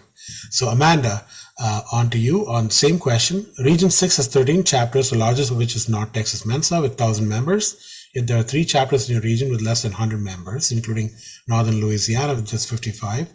What efforts would you make to mentor these small chapters so that their members feel that they're getting some value for their membership? Great question. Thank you, Brad, for asking this question. So I'd say, every member is important and every local group is important. I don't consider a larger group any more important than a smaller group, and I want to make sure everyone feels like they're getting love and getting value out of their membership. I see a few things that I could do to make the smaller chapters feel like they're getting the same value. One is just making sure that they have accessibility to local meetups. 2, I spoke with someone in the Beaumont area, and Beaumont used to be a local group, but now it's absorbed into Gulf Coast. And he told me just what's worked for them, including working with other local groups. I'd want to see if those local groups could sometimes do maybe semi-annual events with other groups in our region. Also, I'd really want to leverage the virtual opportunities for them to get involved. So we have a lot of SIGs that communicate daily. I want to make sure that those members are aware of what those opportunities are that are virtual, so that way they can engage with Mensans across the country and worldwide. And then lastly, I'd want to make sure they were aware of the different RGs that are available, both within Region 6, even those outside of Region 6. Like I know WEAM is a really popular RG, and I'd also want to make sure that they're aware of the AG and the value that they could get out of the AG. And then if I was RVC6, as I work to improve membership value and the perception of membership value, I'd want to make sure we were hearing them and understanding what they needed, whether it's more local group engagement, more virtual engagement, maybe more personal development, etc. But I really want to make sure that they feel valued and seen. Excellent. Thank you so much. And that's an interesting point about WEAM going to Texas. I'm sure the Chicago people will have something to say about that. But hey, for those who can't travel, with a lot of people moving to Texas, something to consider in the future. It's a hot place for everybody in America to move right now. So thank you guys, and hopefully, one of you guys get to do a good job and, manage this growing population of yours. So again, thank you, Amanda. And to Amanda, I do owe an apology, and I'm doing it publicly. I misunderstood something she wrote, and I wish to apologize for that. And I'm glad that everything worked out, and glad that you showed up. So go on to the next debate, and we are going to go back to Nancy Campbell and Ruth Green-Waite. And my apologies to everybody for the glitch. And hopefully 3 years from now, I'll get things done better. This is a learning process for me too. And I'll let Susan Hawthorne take over. Susan had to leave, Rom. Oh. I think her daughter has to have the computer. Oh, okay. All right. Well, then I'll take care. I'll go ahead and take over and do that one. So Ruth, I'm going to unmute you, and Nancy, I'm going to ask to unmute you. Where's Nancy? Okay. All right. Does that work? There we are. Okay, go ahead. Good. Thank you. Thank you. Thank you, Ruth, for being so patient. I totally appreciate it. And I've never met you, and I truly, appreciate people who are willing to be so obliging. And thank you, Nancy. I'm sorry that I should have checked to see if you were there earlier. And for some reason, I assumed you were there, just like I assumed Susan was here. I didn't check the messages. And sometimes amidst all of this, I do get lost. So let's go. Let me start with the introductions. Nancy Campbell is a retired executive director of Charlotte Area Literacy League. And I will let her go ahead and say the rest of her experience by herself when her section comes up. And with Ruth, Ruth is a clinical research consultant to the pharmaceutical industry. And I'll let you go ahead and finish your part when your turn comes up. And both of them are running to be the next regional vice chair of RVC 5. So starting with the last name, Campbell is number 1. So we shall start with Nancy.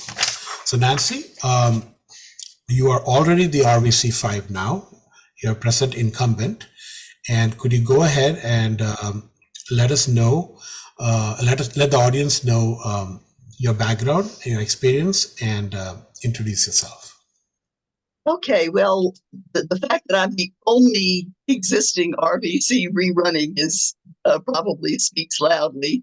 That they are running for higher offices or have retired. It really is a very time-consuming job being an RVC, and especially in RVC in Region 5, because Region 5 has 20 local groups. Some of the other regions only have 7. So you can see that we do almost 3 times as much work just to contact all our local groups and keep them functioning. I would like to, what part am I supposed to be at now? Talking about my past experience? Yes. Okay, for 25 years, I was the executive director of the Charlotte Area Literacy League. We would recruit volunteer tutors. We would test illiterate adults. We would match them, and we would train the volunteers so that, and then match them up with the students. During that time, I would lead the 10-hour training workshops for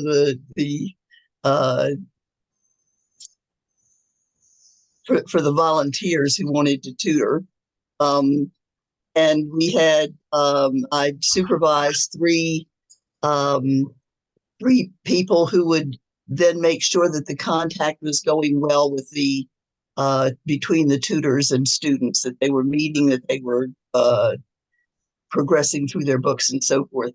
During that time, I was appointed the regional chair for Laubach Literacy Action, which was one of 2 national literacy organizations.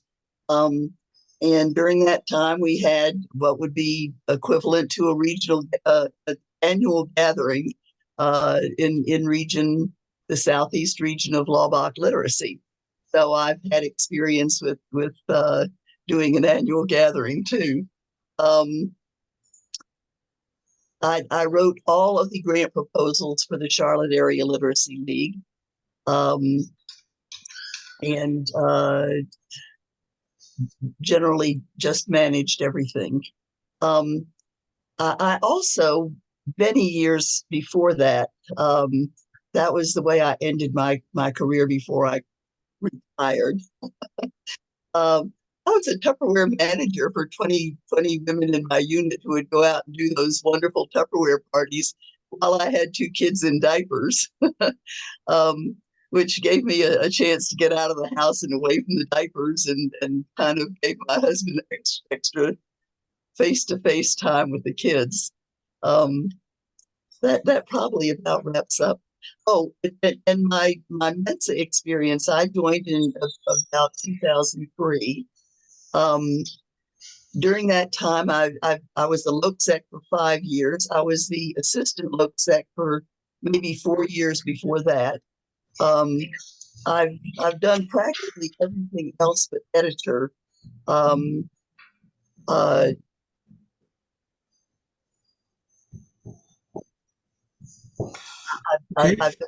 been a proctor for 20 years.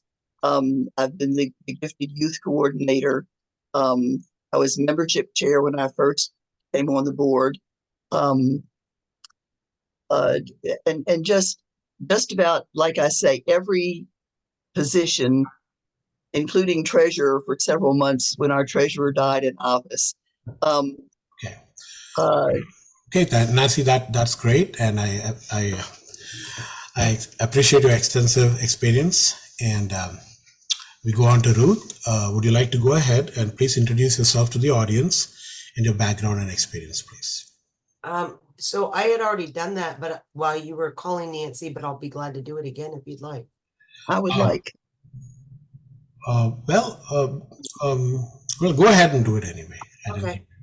Well, Ruth Green-Waite, and as he mentioned, I'm a clinical research consultant, which I've done for over 30 years now, working for the pharmaceuticals. So I've done everything from reviewing data for submission to the FDA, project management, program management, overseeing vendors. And mostly what I'm doing now is in management. So I have quite a few people underneath me. And then I joined MENSA in 2015. And since I joined in 2015, I've been on the XCOM since, within my first year. I've been in almost every role other than editor and proctor in our group, and have reinstated our RG after a 25-year hiatus, and had chaired that for the last 4 years. I'm now chair of the Mind Games in about 3 days. And have attended every AG since I joined MENSA, and really enjoy, the camaraderie, the friends I've made, the intellectual stimulation, and really glad that I joined. Thank you both, and hey, thank you both for your excellent service to MENSA. I appreciate that. And again, thank you, Ruth, for being patient. Now we come to the 3 questions. These are optional, whether you want to answer them or not. And I will start with Nancy. 10 years from now, where do you see MENSA in terms of membership numbers? There are 2 possible scenarios. If we continue the way we're going right now, the membership numbers will be lower. We can turn that around. By focusing our efforts on recruitment, on testing and recruitment, on public relations, we can get people more interested. And I think part of the answer is making our local groups more alive, making more face-to-face meetings, so there's more benefit to being a MENSA member. And just as members are delighted with what they're getting locally, they'll tell their friends, and their friends will want to test.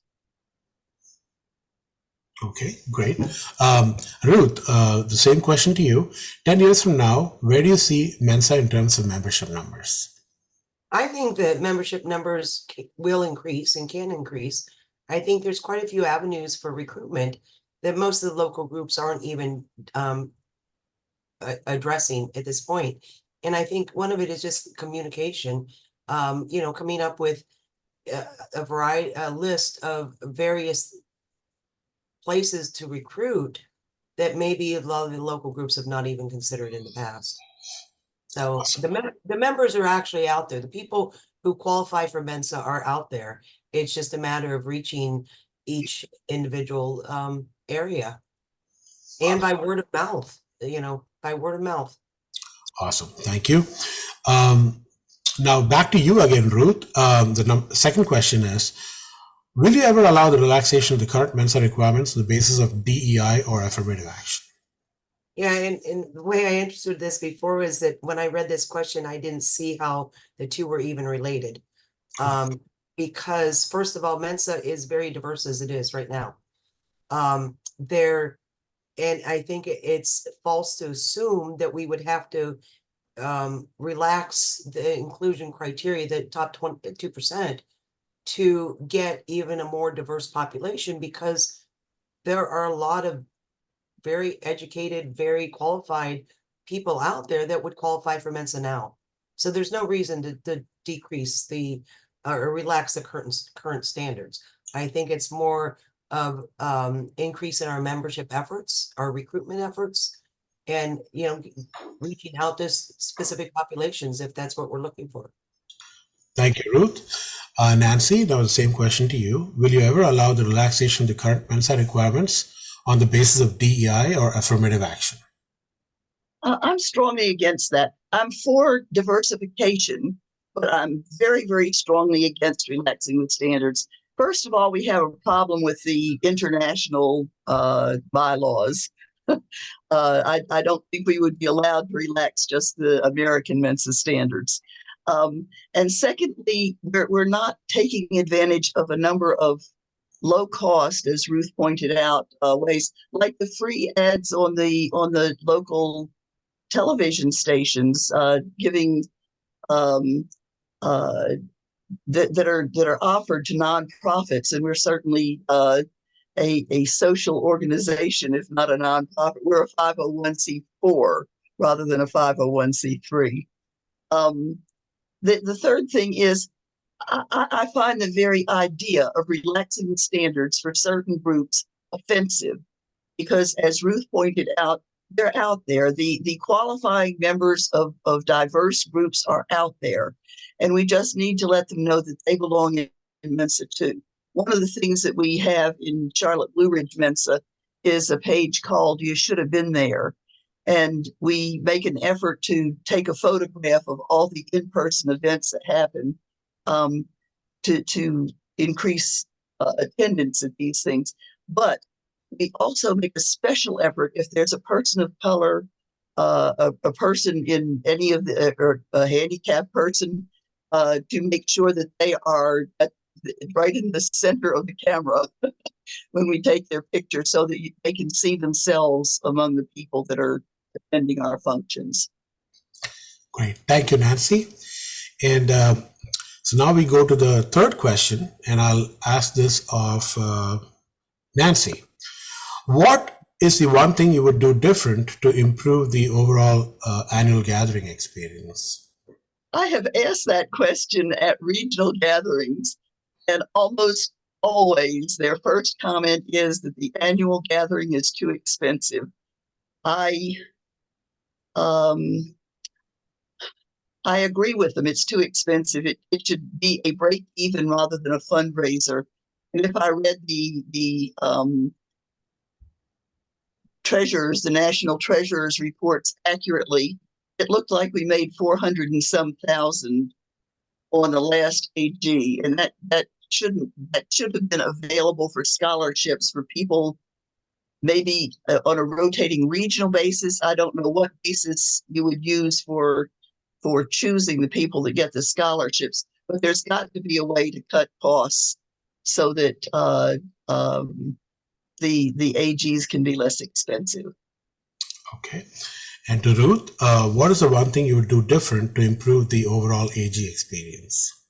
Well, what I was thinking was that, because I really enjoy the AG, and I agree with Nancy that, personally, I don't think it's that expensive for me, but I know that there's a lot of people in Mensa that don't have the kind of income that can afford to go to an AG.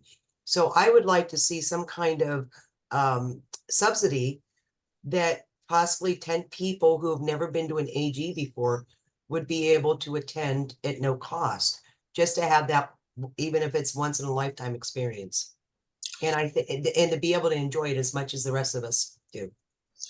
Thank you. I'd like to point out that the way the economy in this country is, some places like California, you get $25 burger and fries, and the same thing in Texas is $10. So what is cheap for one person may not necessarily be cheap for another, but I do get the retirement and inflation and all that stuff.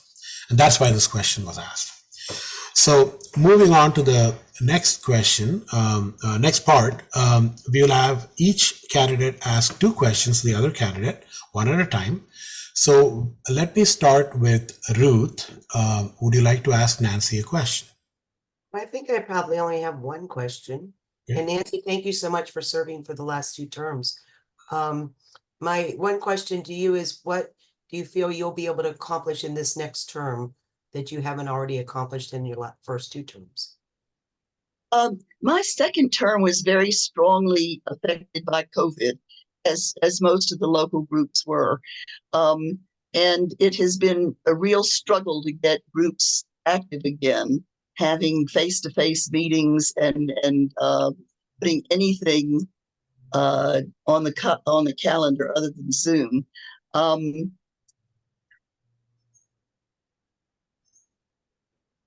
There are a couple of groups in Region 5. Like I said, there are 20 groups in Region 5.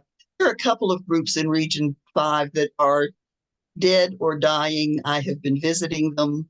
I'm trying my darndest to get them alive again, but I have a feeling we're going to have to fold a couple of groups into the nearest adjacent groups. The other thing is, I really enjoy the position, and I feel like I've done a good job. It's a very time-intensive position, taking care of the 20 groups. But I lost most of this second term to COVID, as everybody who was serving on the board did, or everybody who was a member of MENSA. We practically shut down for a year and a half there.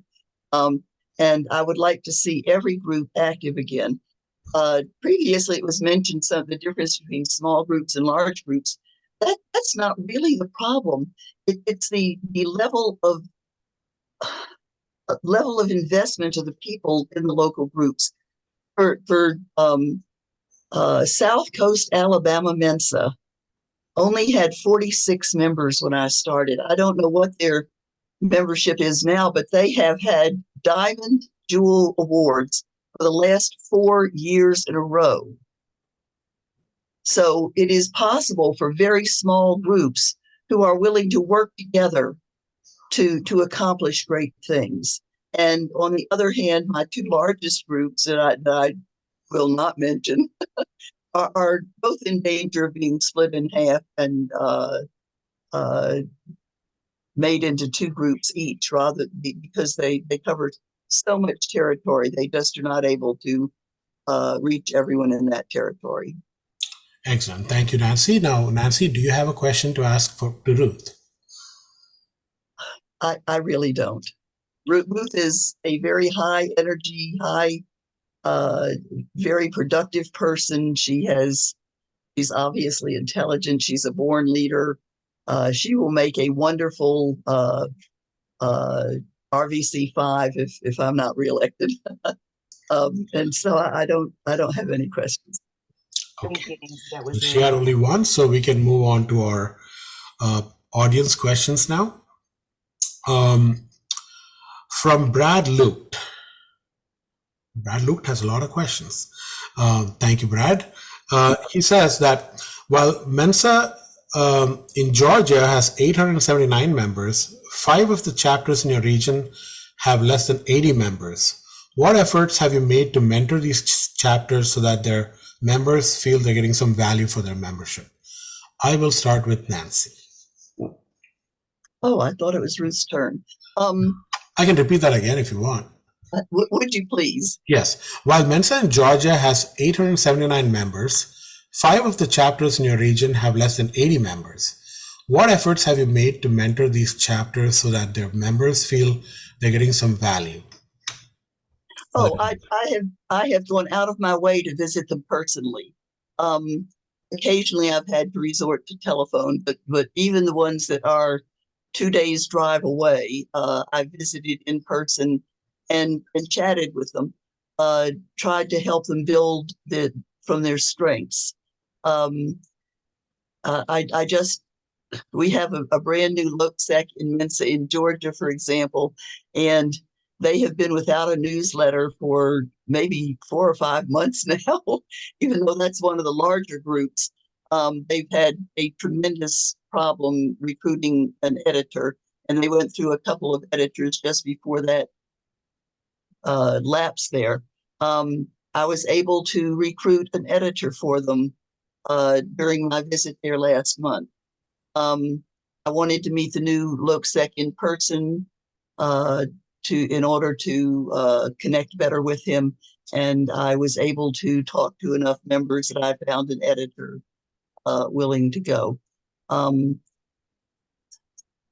The large number of small groups in Region 5 resulted from one of the RVCs before me split several of the groups into 2 groups in order to get more money for each group. And that has come back to several groups are just in a very rural area and just do not have people that are passionate about making MENSA work in their area.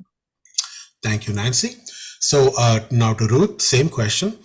While MENSA in Georgia has 879 members, and I know you're not the sitting RVC, but what would you do to help mentor these chapters? Because some of these chapters have less than 80 members, if you do get elected, so that their members feel they're getting some value for their membership. Well, there's definitely a difference for, with a group that, and actually I think MENSA in Georgia is closer to 1,000 members. Yes. Versus the smaller groups that have 80, they each have their own needs. And while a group with 80 probably doesn't have enough volunteers to be able to do everything that a larger group does, I would encourage them to focus on what interests them and what are the key things that they can work on to help improve the quality of their group. So it may be focusing on, a monthly event or a monthly event or 2 that increase participation. It could be, even a quarterly newsletter, even if it's a 1-page newsletter. It could be, I think a lot of it has to do with their interests and what they would feel comfortable doing. Because I don't want any group to be forced into a position that's outside of their scope or their comfort zone.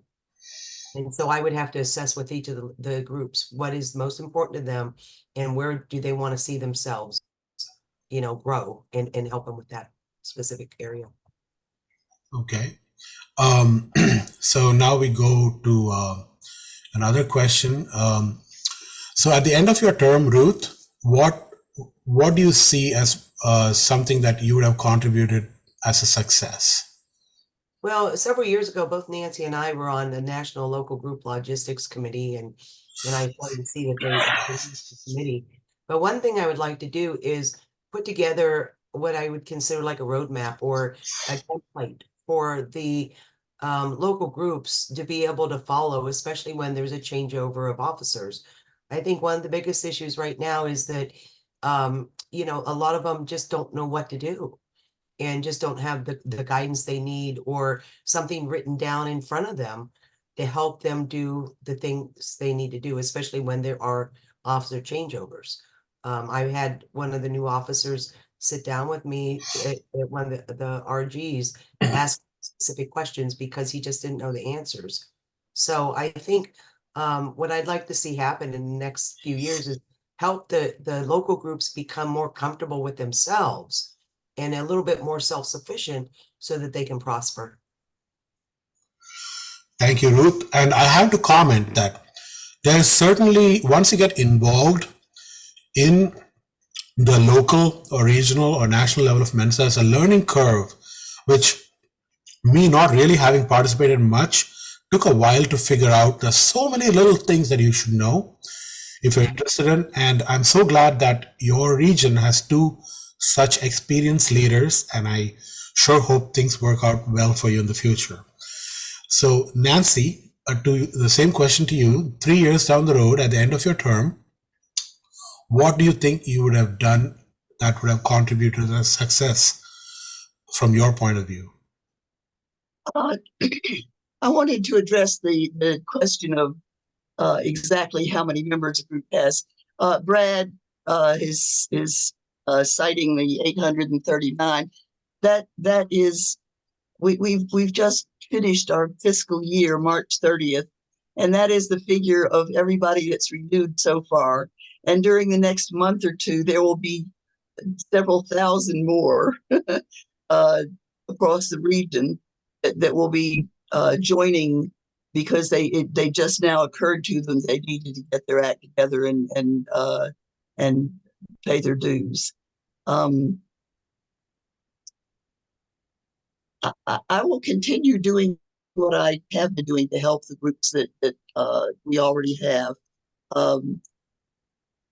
Meeting with them regularly, giving them the benefit of my experience when they have problems, stepping in when their leadership has totally broken down, stepping in and organizing volunteers myself. That's about it. Thank you, Nancy. Thank you, both of you, for your wonderful participation today. And one of the things I must say is the younger people should seriously consider taking life memberships. It's a good value, and the earlier you do it, the better off you are. So thank you both. And this debate is now ended, and Kelly Lewis is going to host the next debate between Trebor, Lefebvre, and John Neemidge. So I'm going to unmute both of you guys. And I just wanted to thank you for hosting this, Ram, and inviting us to participate. And thank you for your patience. I truly appreciate it. Sincere thanks for your forbearance. And Nancy, I'm sorry I didn't check to see if you were there. Next time, if I do this again, I will make sure not to repeat these mistakes. Thank you. Well, it wasn't so much not letting me in as that once I was in, I couldn't unmute myself and I couldn't start the video. I was doing exactly what I have done on many previous Zooms, but there was some glitch in the system. Got it. Yeah. So glad all ended well. So thank you. And so now we go on to Kelly, and Kelly, take it away. Hi, everybody. I'm Kelly Lewis. I am in RVC 8. I'm in uniform, which is Eastern Washington, North Idaho, and Montana. I joined Mensa in 1980. I was dormant for many years. I've gotten back into Mensa. I mean, I've been in Mensa, but I've been doing things since 21. And only on a national level, though, because there's really nothing going on in my little corner of Mensa. That's enough about me. I have rules. I have to say things, but I would like to, I'm going to keep my part of this short because we've done this several times now, and I think y'all kind of know the way it's going to go. I will also flip how I ask the questions. But first of all, I'd like, and if I mangle your name, please tell me how I mangled your name. But Trebor Lefebvre, please introduce yourself and why you're running for secretary and what you think you'll bring to the position. Hi, Kelly. About mangling the name, you did a beautiful job. In school growing up, there would be roll call, and then before my name, I would see the teacher always take a deep breath before they tried. So great job. I'll just a quick introduction. I am my name is Trebor, and I am RVC2. and that is the Middle Atlantic region. And I live in the Washington, D.C. area. I'm married. I have 5 children, 1 dog, and I have a rose garden that I love dearly. I joined about 22 years ago, and I'm a life member. I've had many leadership positions in the organization, so including LOCSEC. I've been an RG chair. I chaired Mind Games. I've been a proctor for 12 years. I have served on 5 national committees. I've been a SIG officer. I have co-produced the Mr. Mensa pageant for 5 years. So that was a lot of fun. I've been an AG speaker a couple of times. I've presented a leadership development workshop, and I've been serving as RVC for these last 3 years. And that's my first time on the AMC. So I'll say that outside of Mensa, I have served as a secretary for 3 boards. And I do have a few relevant certifications to go along with that. So I'm definitely qualified to do the job. It's a fairly straightforward job. I'd say it is difficult to do a very good job of it, and it's pretty easy to do a sloppy job of it. I feel confident that I would do a good job as a secretary, because mostly what it involves is recording the AMC meeting proceedings. So, we prepare the agenda, we assist other AMC members to write up motions, we record and distribute these records, and we work with the staff to keep all of the Mensa policy documents current. So is that it? That's it. Thank you very much. And I will ask John Neemidge, who also has many years in Mensa, to introduce yourself and where you're from and why you're running and your background for the job. Hi. Yes, and name was not mangled. Thanks. I've been a member since 1983. I currently reside in the Austin, Texas area in Region 6, where I'm the RVC. I've attended every AG since 1992, except for 2010, and I met my wife, Jerry, at the 92 AG. So that has something to do with that. I've held most local group officers, excepting treasurer. I've presented a bunch of times at AGs. My wife and I founded our local groups, Lone Star G, and co-chaired a dozen of them. Our kids grew up in Mensa, attending over 50 RGs. We currently have 2 dogs. I've got experience being a secretary in the past, and with member communication, with writing, etc. And I'm highly enthusiastic, and I strive very hard to be very responsive to members. In terms of the secretary, as Trebor said, the goals are to promote transparency and responsiveness. The number one element of that is probably timely mini minutes, because we can't always get out minutes as fast as we would like due to New York State law, where we have to have a unanimous vote to send them out, and that doesn't always happen, but the meeting minutes can go out. We should be striving for crisp communication with members in general. The secretary is not responsible for that, because as a board, our communications route through the chair, not through the secretary, but the secretary can help with that. One of my goals is, this is sort of an inside baseball thing. One of my goals is to use the office of secretary to encourage timeliness and better planning on the part of the entire AMC. We don't do a good job of that, in my opinion. We do a bit too much ready, fire, aim. Motions tend to come out at the last minute. Then we go to an AMC meeting and they're not worded well, and we can't reword them without a lot of things. So we kick the can down the road and solve them at the next meeting. I think that's something that the secretary can work on by being really adamant about the calendar, but also really trying to be as adamant as possible about getting things in early, so that we can talk about them before we waste everybody else's time having half a discussion and kicking it down the road. Okay, thank you very much. I will ask these questions. We actually have 5 for the Office of Secretary. These are the 1-minute short questions. The first 3 are the same that everybody else got. And I'm going to flip the order. So John, you'll go first. 10 years from now, Where do you see American Mensa in terms of membership numbers? That is a great question. It depends on what we do.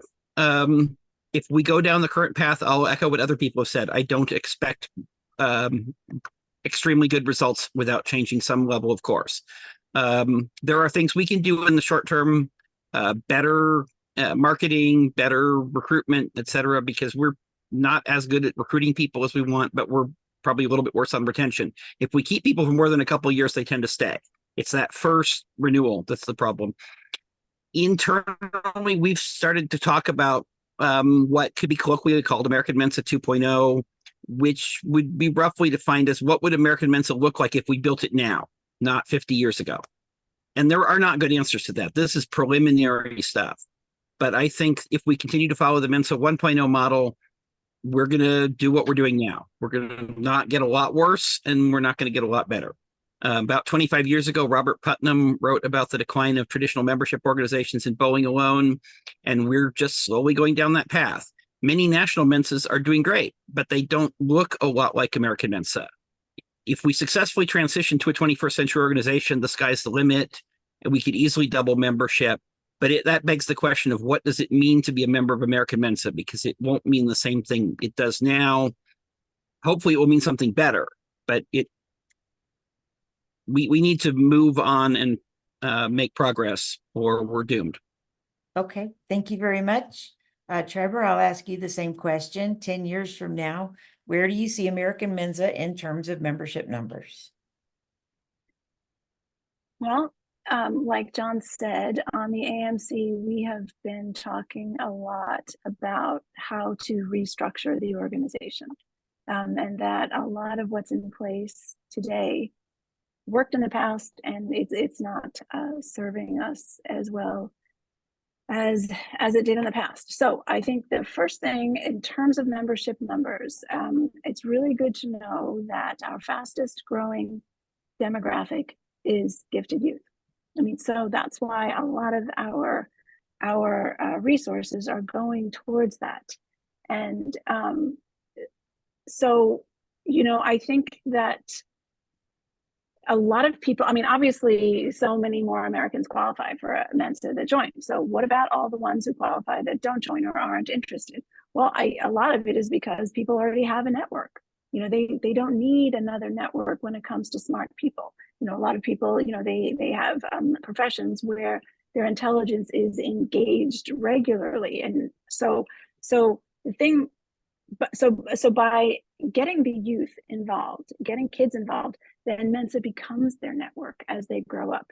And so by going to these events and seeing people, even if it's just once a year, they kind of become like cousins. And so I think that would be really, really important to focus on the kids. Yes, we have to focus absolutely on the structure of the organization, because then that will help bring more people in and help retain members. And as John said, it's like if you do the first renewal, then you tend to stay. So it's just getting them back in. So getting kids to come and their families and their parents, that is a huge part of membership numbers, and restructuring the organization so that it gives a better member experience. And then, just something else to add about getting the children in. We, a couple of years ago, had huge debates on code of conduct. And I think that a lot of people didn't put together the reason for a code of conduct is because now we have a much, much larger youth population. So we've got kids and parents to consider that in the past, especially when membership really started booming, like back in the 70s, that wasn't an issue. So that's a lot of why we are considering the code of conduct to increase members. Okay, thank you very much. You get to start the next question. Again, it's already, a standard one. Will you allow or ever vote in favor of lowering the current Mensa entrance standard due to DEI or affirmative action? From my screen where I'm sitting, every time that question comes up, I see Brad's head doing this. So no, I can't. We can't. I mean, it's not even, I think it's even a funny question because we have no power to change the requirements for membership. I mean, that comes from our Constitution. The requirements for membership are that a person score at or above the 98th percentile in a standardized intelligence test, and that they pay their dues. and then of course that they're not sanctioned once they're members. You know, there are other requirements once they become members, but we have no ability to change that. So what I would say is underneath the question is, how are we reaching out to populations that are just not typically represented in our group? So yeah, let's talk about that. What can we do to do that? And then that all goes back to our advertising and to making members happy who are here, because then they spread the word. Okay, thank you very much. John, the same question. Will you ever allow or be in favor of lowering the current Mensa entrance standard due to DEI or affirmative action? Oh, you have muted yourself, sir. Thanks. I've been trying to keep myself muted except when I'm talking. So basically the same answer as Trebor, and I don't think there's a lot of, I'm going to add a little bit of additional verbiage that I doubt there creates any difference between us. It is an international issue. Membership criteria in general are decided by national. We can't deviate, international, and we can't deviate from that.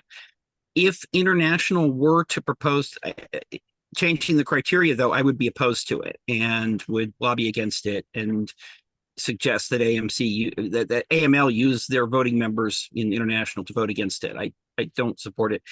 However, if a particular test is biased, I have no issue with deprecating that test. The goal is that we have members who have a top 2% score on a valid IQ test, and what a valid IQ test is should be valid for various different groups. So if it turns out that one test undermerits people, that's a test problem, not a changing the standards problem.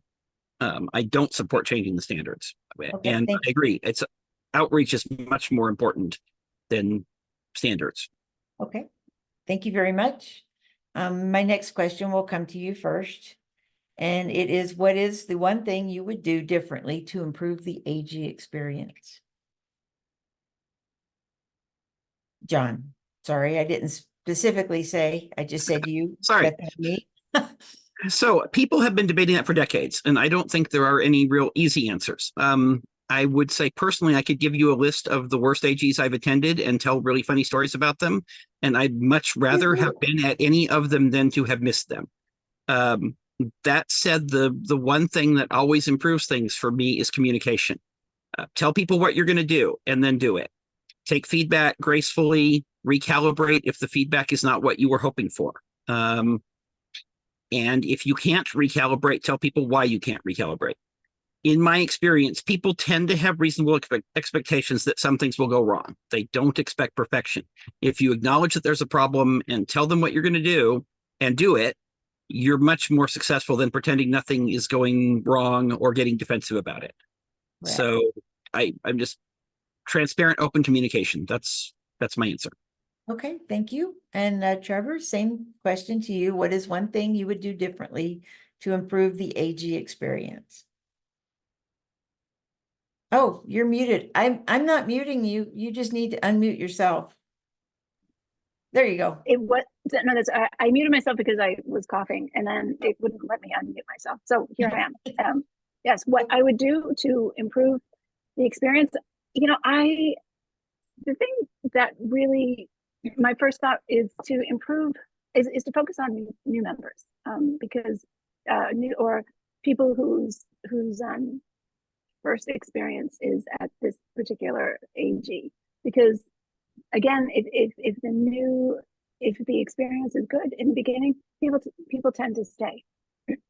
So I would love to have a new member track, some kind of like a member 101, because I think a lot of people don't really understand what the organization is, and so for people who've been in long term, it sounds odd that we've been in it, but people don't really get it. But I'm amazed as RVC at the questions that I've gotten from people. Like, people will ask me, like, they think that I'm paid, and they think that there are offices all around the country. And so I think it would really improve the AG if people had a better understanding of the organization at large, instead of just seeing like little bits here and little bits there. So hospitality, including them and helping them understand how the organization is run.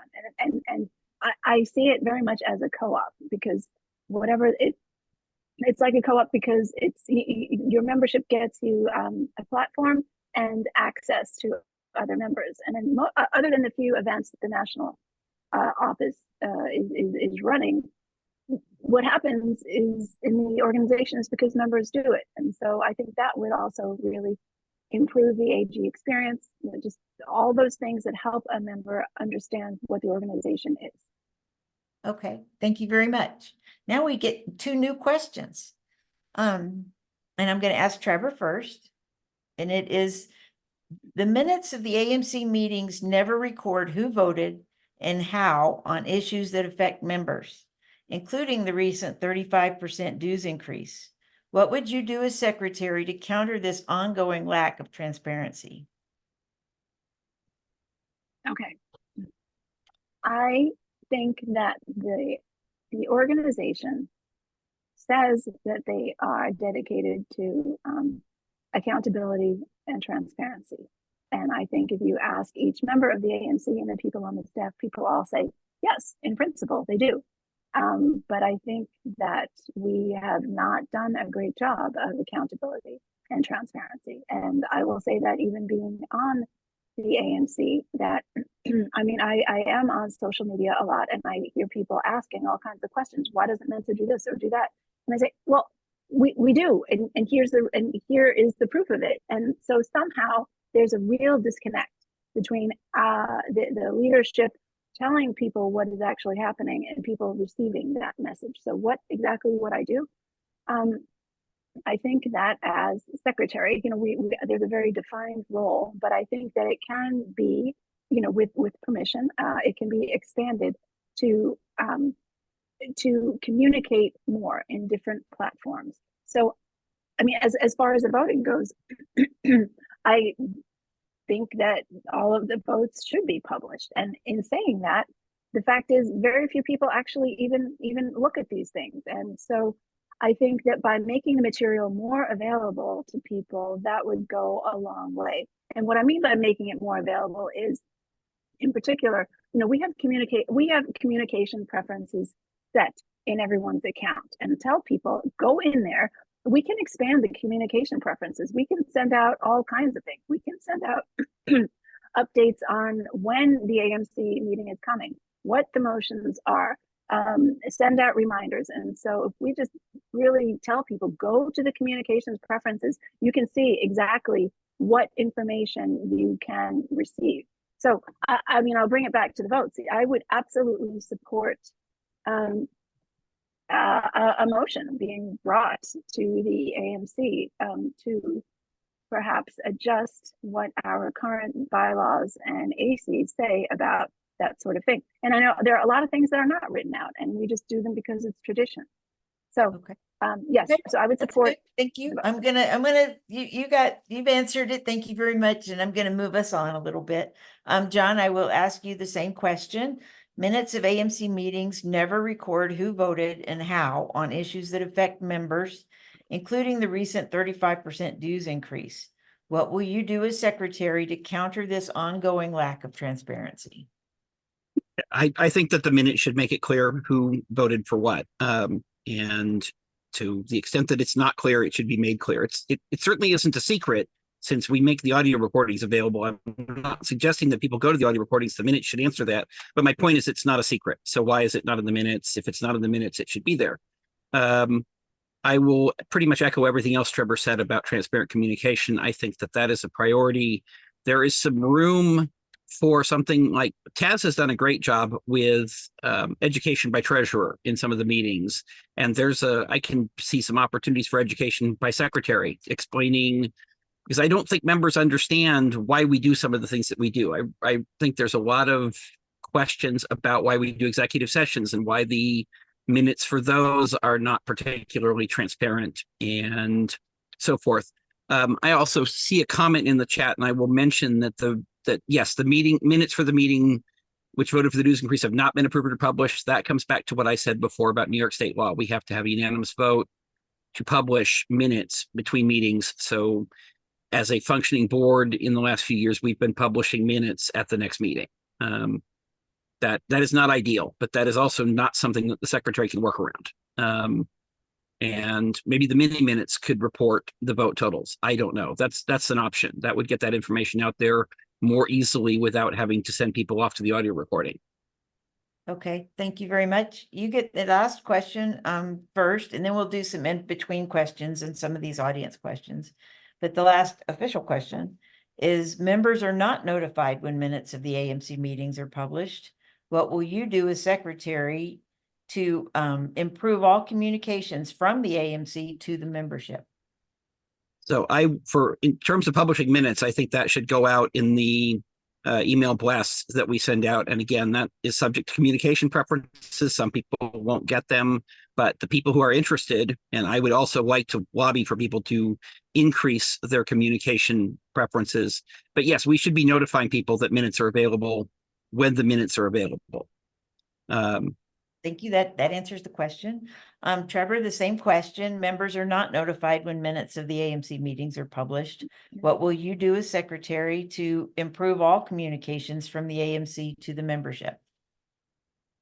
Well, I would really like to see a secretary email blast. I mean, a monthly secretary email blast, which would inform people of what is happening at the leadership level. And so if I would be allowed to do that, I would be glad to do that. And so I would include a timeline, showing this is what we have done and this is what's coming up. So we really, it's interesting that people say that they were blindsided by the dues increases and they would have liked to have known more.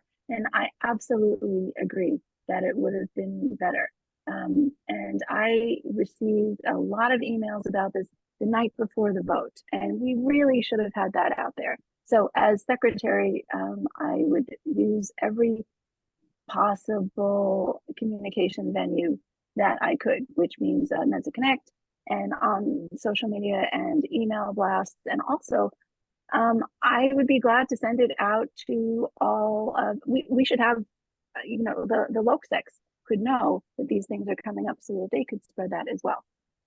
Okay, thank you very much. That concludes the standard questions.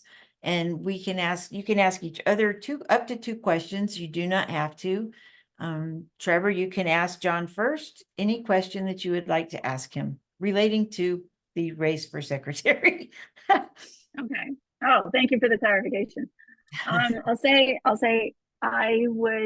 I'd rather be working with John than running against him, but here we are, so John has a lot of really good ideas, and I think two things that I would ask John, if he's got any great ideas on how would you cut costs for the organization, and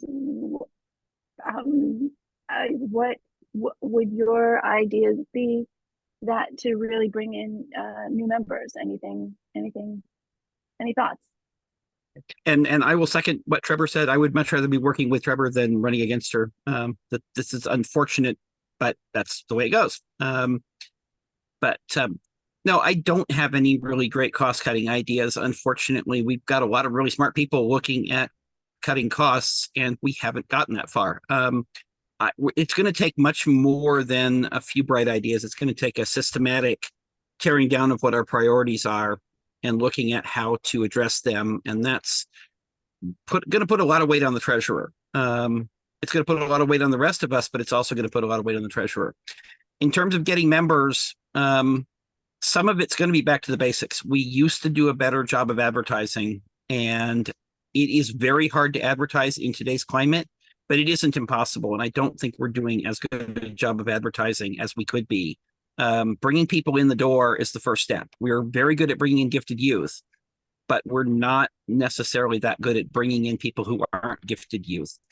And we probably need to be spending more on getting the word out that we're out here and that we're interesting and that we're not, we're not the public stereotype of what Mensa is, whatever that public stereotype is, because it varies from day to day, but we're almost never what people think we are. Okay, thank you very much. Do you have any questions, John? Back to Trebor. I'll ask the question that I mentioned before, which is, what are your goals for the secretary in terms of the AMC internally as opposed to the member communication aspect of it? Okay, I like that question. I think that going on what I hear about the history of the AMC, I hear that there was a lot of distrust in the past, and I have heard that all of the communication between meetings was just kind of phone calls between individuals here and there, and so it made for things to be very fractured. So I think we've made very good progress. I mean, the first part of our term together was kind of difficult because, I mean, one of the difficulties, or the two of the people on the executive committee were brand new to Mensa leadership. I mean, and so they came in at the highest level and my understanding is that had no Mensa leadership at all. And so all of what I'm saying is geared towards having the AMC function in a way that is really efficient. And what that takes is people trusting each other and working together. And because there's always some kind of continuity that the next administration has people kind of carrying over, I think that we have gone a long way to changing the culture where we trust each other and can work more efficiently, and people don't have their own little fiefdoms. So we've started that, and that's what I think I would do to help us function better. Okay, thank you very much. I will go to a couple of audience questions that were asked in the chat here. This question says for both. I will start with John, I believe. Now I've lost track. Don't fire me. In your past tenure as RVC, how have you contributed to fulfill the 2020 to 2025 strategic plan, either you or the AMC? And as secretary, what would you do differently in your next tenure? So I think both in terms of encouraging my local groups to be active and spending time on the ones that were having the most trouble. That would be how I've contributed, and I've also done LDWs and things like that. What I would do differently would be, a secretary is a very different role than RBC, and my focus would be strongly on the member communication, adding value for members piece of the puzzle, along with helping to work on the next strategic plan, because I think that this next strategic plan, I mean, all strategic plans are important. This next one's probably going to be one of the more critical ones, because we really have to figure out if we're changing course and how much we're changing course and what that course is going to look like. And that's, again, all AMC elections are important. This is an important one because these are the people who are going to take us through the next 5 years. And we've got plenty of challenges. Yes, we do. Thank you very much. Trebor, the same question. In the past tenure as RBC, how have you contributed to fulfill the 2020 to 2025 strategic plan, either you or the AMC? And as secretary, what would you do differently in the next tenure? I think that to answer the first part of the question, what have I done for the strategic plan? Really, I have focused on providing member value. And I think that what I have spent a lot of time on is member education. I have a presentation that I've put together, which is the Basic Mensa 101. I have presented that to local groups, and I did a leadership development workshop on it. And so I would like to expand that more and continue to present that. And in my monthly column, I always choose, so now I'm going on 3 years now, the monthly column focuses on certain elements of the organization to give people some information about what this particular thing is about. What are the member benefits? What is Culture Quest? What are the Jewel Awards? What, the newsletter, for example, people receive their own newsletter, but nobody receives the neighboring newsletters, and that's not even an option. They have to go and get that themselves. And so I'm telling people that if you live on the border of your group, maybe the next local group has an event that's closer to you than within your own group. And so I think that what I've done, my biggest accomplishment relates to giving a greater value to the members by educating them as to what the organization has to offer them. And then also I spent a lot of time on the phone with people because I published my phone number. I mean, I have a Google phone number. And so people call me and I answer the phone and they always say, oh my gosh, I can't believe you're answering the phone. And so I put them on headphones and I garden or I clean my house and we talk for a long time. And I have a lot of members that I've done that with. Okay. Oh, and then the second half of the question, as John said, it's not a matter of what I would do differently because it's a totally different role. Okay. Okay, that's a valid point, and thank you very much. And thank you both for being here. That is all my questions. If I guess since we have 4 minutes left, if either one of you would like to make a statement, you have 2 minutes that you can make a statement, or if you're good, then we can just call it and move on. I will ask John first. I think on my end, I pretty much said what I wanted to say. I appreciate your support, but like Trebor said, we would both rather be serving with each other than running against each other. So that's not a bad attitude. The number one thing that I want people to do is vote. Okay. The more people who are involved in AMC elections, the better.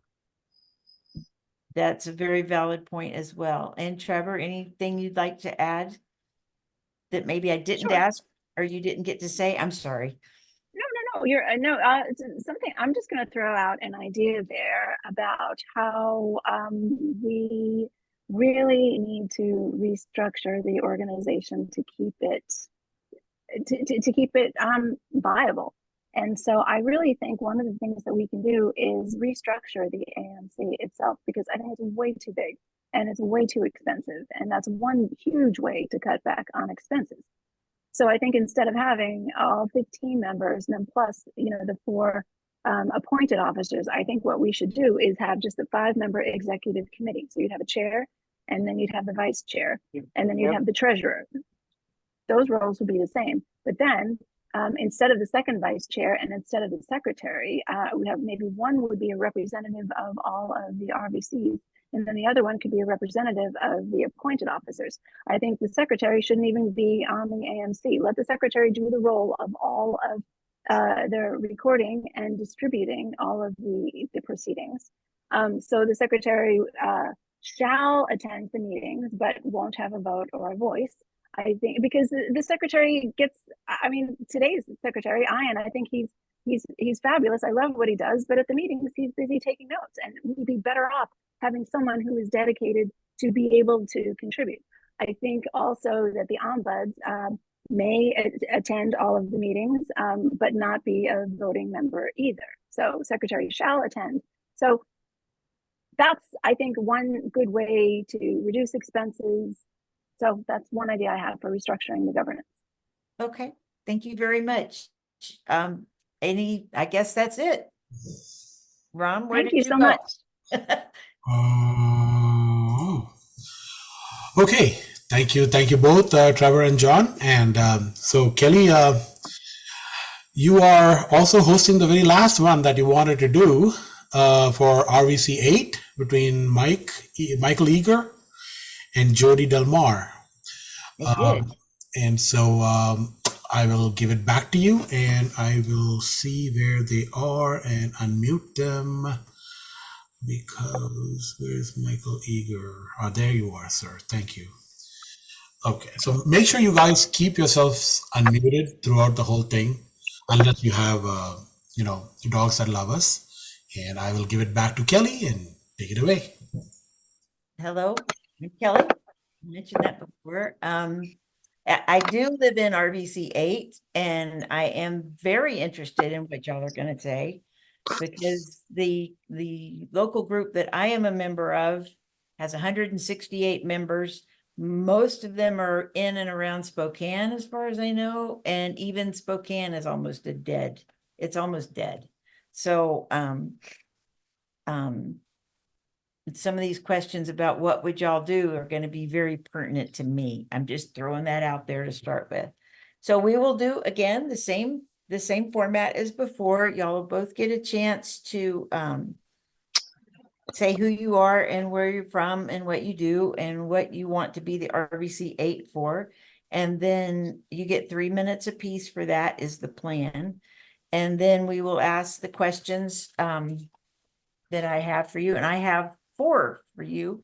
The 3 that everyone has gotten and 1 other one. And then we will do some between you asking and then a couple of audience questions and we'll be done. So let's start with, I lost my place in my notes. Jodi, please introduce yourself and why you're running for RVC 8. Hi, I'm Jodi. I'm a member of MENSA of Western Washington. I've been a member since 2018. I am running because I participate a lot. If you go to RGs, you probably see me. If you go to AG, you've probably seen me or heard my laugh. I've been talking to a lot of people who are involved in MENSA and said, I really want to give back and I don't know how to give back. Where would I best fit? My local chapter now is run by Felice. She is fantastic. She's going to be great to work with Michael or I, whoever going to work with her. That's under control. I participate at a more national level, so I wanted to volunteer at a more national level. And so this is what was recommended for me. As far as from the experience side of it, no, I have not done any MENSA offices before, but this role is very much aligned with my professional life.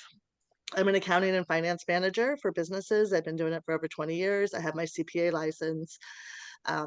My main role at my job is the liaison. I'm helping departments understand what their budgets, what their spend, what their roles, what their the corporate goals are, and helping them align with that, see where they're at that, kind of touch base. I'm also working with the upper management to give them the data, to give them the future, to look at the finances, to forecast those sort of things. RVC role is kind of like that. We're helping the local chapters run themselves.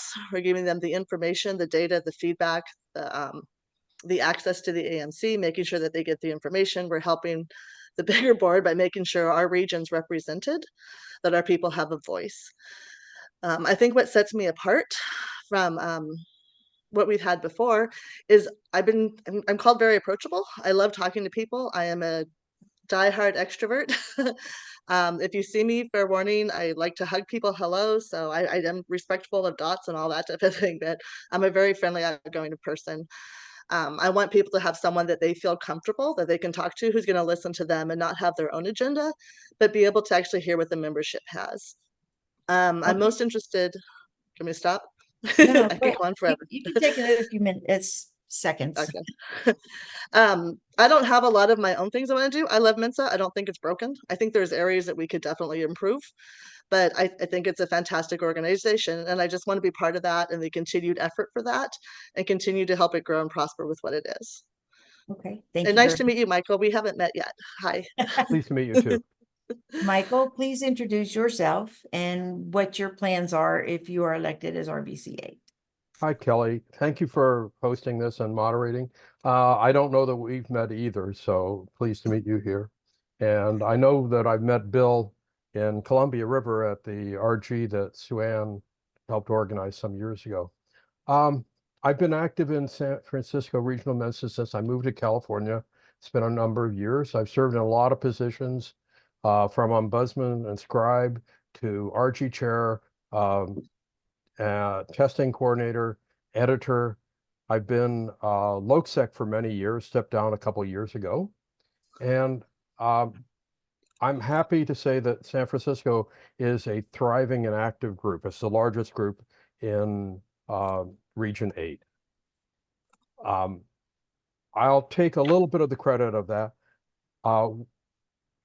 My management style has been to support people and to create an environment where people work together well. And that's not always the case in many of the local groups. Let's see, if you've been to one of our San Francisco RGs, you've probably attended a chocolate tasting that I've done. So that's been one of my hobbies. Professionally, I've been oh, by the way, I cohabit with 2 cats, one of which insists on participating in Zoom calls. Professionally, I've been a software developer and consultant for many years, running my own business, working with Fortune 500, Fortune 100 companies, and involved in local city issues, sometimes as a spokesperson for a group. I've been the chair of a international standards committee for 23 years, just stepped down last year. And let's see. American Mensa, I think, has many challenges. Our membership is declining. Membership in other countries like Germany has been increasing. Our local groups, especially the small ones, like Kelly was mentioning and some of the others, to use a medical phrase, they fail to thrive. They're declining. They're inactive and in some cases moribund. And our solution has been to dissolve the group and combine it with another group, which is not really a very pleasant way to go about making a group grow. At the national level, I don't think we're thriving either. Our membership has been declining. Our Mensa doesn't do any effective advertising, which is how we get the word out to where our candidates are, where potential members are. The governing board of American Mensa, I hate to say it, seems focused on things which are really internal issues that don't affect the membership, like editing the ASIEs and getting into an extended battle with the previous several national ombudsmen. So I'd like your vote for RVC. Allow me to support local groups and helping them thrive, and helping our national organization focus on providing better value for our members and letting prospective members know about it. By the way, I have a website, mensa.eagerm.com, and you'll find some endorsements from past RVCs there as well. Okay. Thank you. Thank you, Michael. We will go with the standard questions at this point. And the first one I will address to Michael, and I'm just going to flip them. So, Michael, 10 years from now, where do you see American Mensa in terms of membership numbers? I see two scenarios. The first is where we keeping on doing what we've been doing and expecting to get different results. And I don't think that that's going to be a very successful approach. That means our membership will decline and we will be an aging organization. There's some national demographics which talk to that, but still we're doing what we're doing now will not result in major changes in the future. The other choice is to focus the organization on providing better values for our existing members, providing better support for local groups, helping them thrive, and letting prospective members know that Mensa is a great organization to be part of, with people that are interesting to talk to and activities which we will enjoy. Okay, thank you very much. Jodi, the same question. In 10 years, where do you see American Mensa in terms of membership numbers? I definitely see it growing, but I have a slightly different approach that I've been hearing other people. I want to know what the right size for our membership is. Do I want to see 1 million people in Mensa? Absolutely not. I still want to be able to go to AGs and be able to attend the events and be able to do that and have people that are truly involved.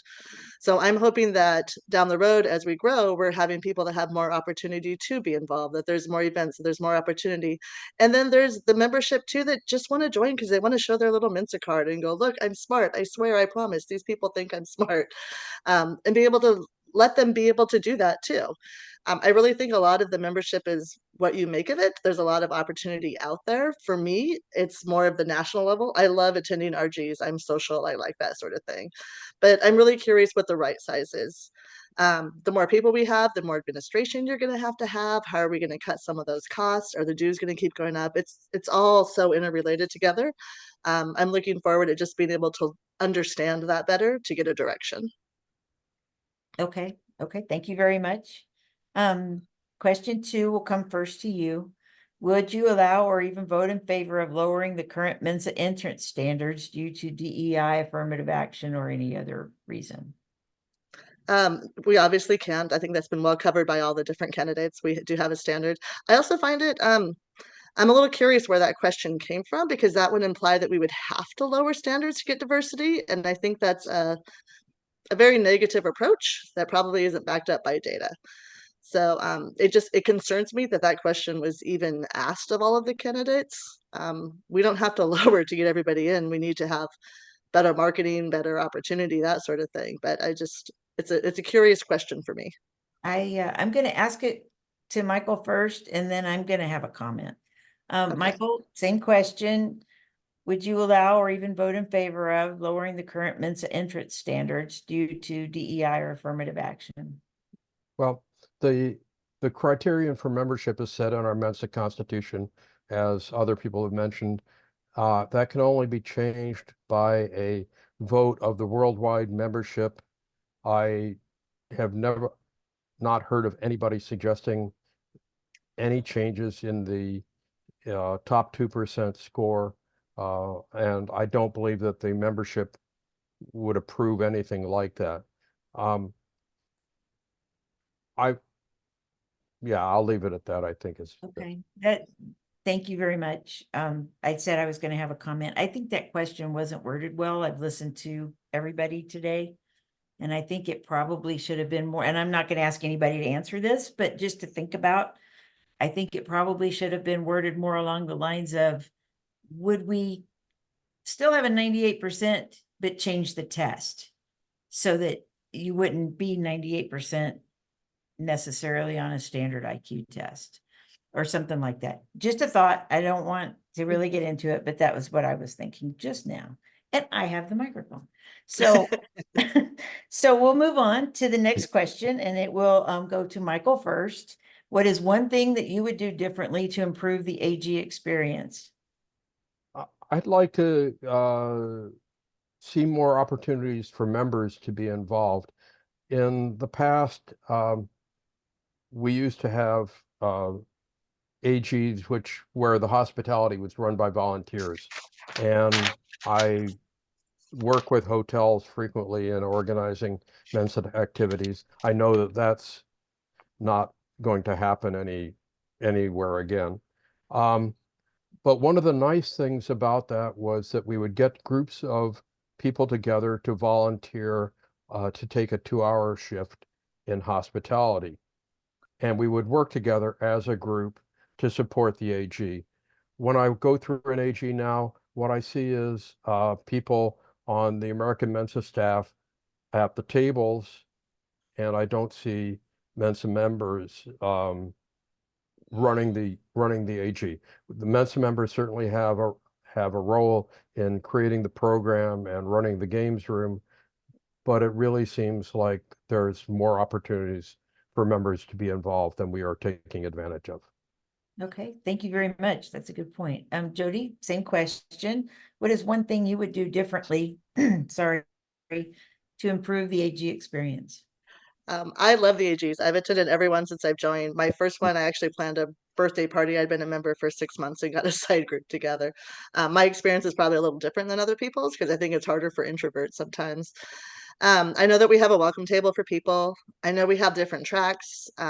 Letting people know that there's different ways to do the AG. One of them, I went to a lot of lectures. One of them, I did a lot of tours outside the group. One of them, I slept all day and did a lot of the social stuff at night. I do a lot with the SIG suites. I do that type of opportunity. I don't know that a ton needs to be done to improve it. Each one has its own little flavor. I did question at one point along the way of why is it always 4th of July weekend? That's a horrible weekend as an accountant. It's quarter end. I'm trying to do financial. It's to align with our meeting. So that actually makes sense that we have it then. The World Gathering, of course, is a different date. Maybe just a way to reach out to new members, to encourage them to go, to say it's okay to come when you don't know people, because guess what? You're going to meet 20 people who are just like you and your soulmates there that you don't even realize are out there in the world.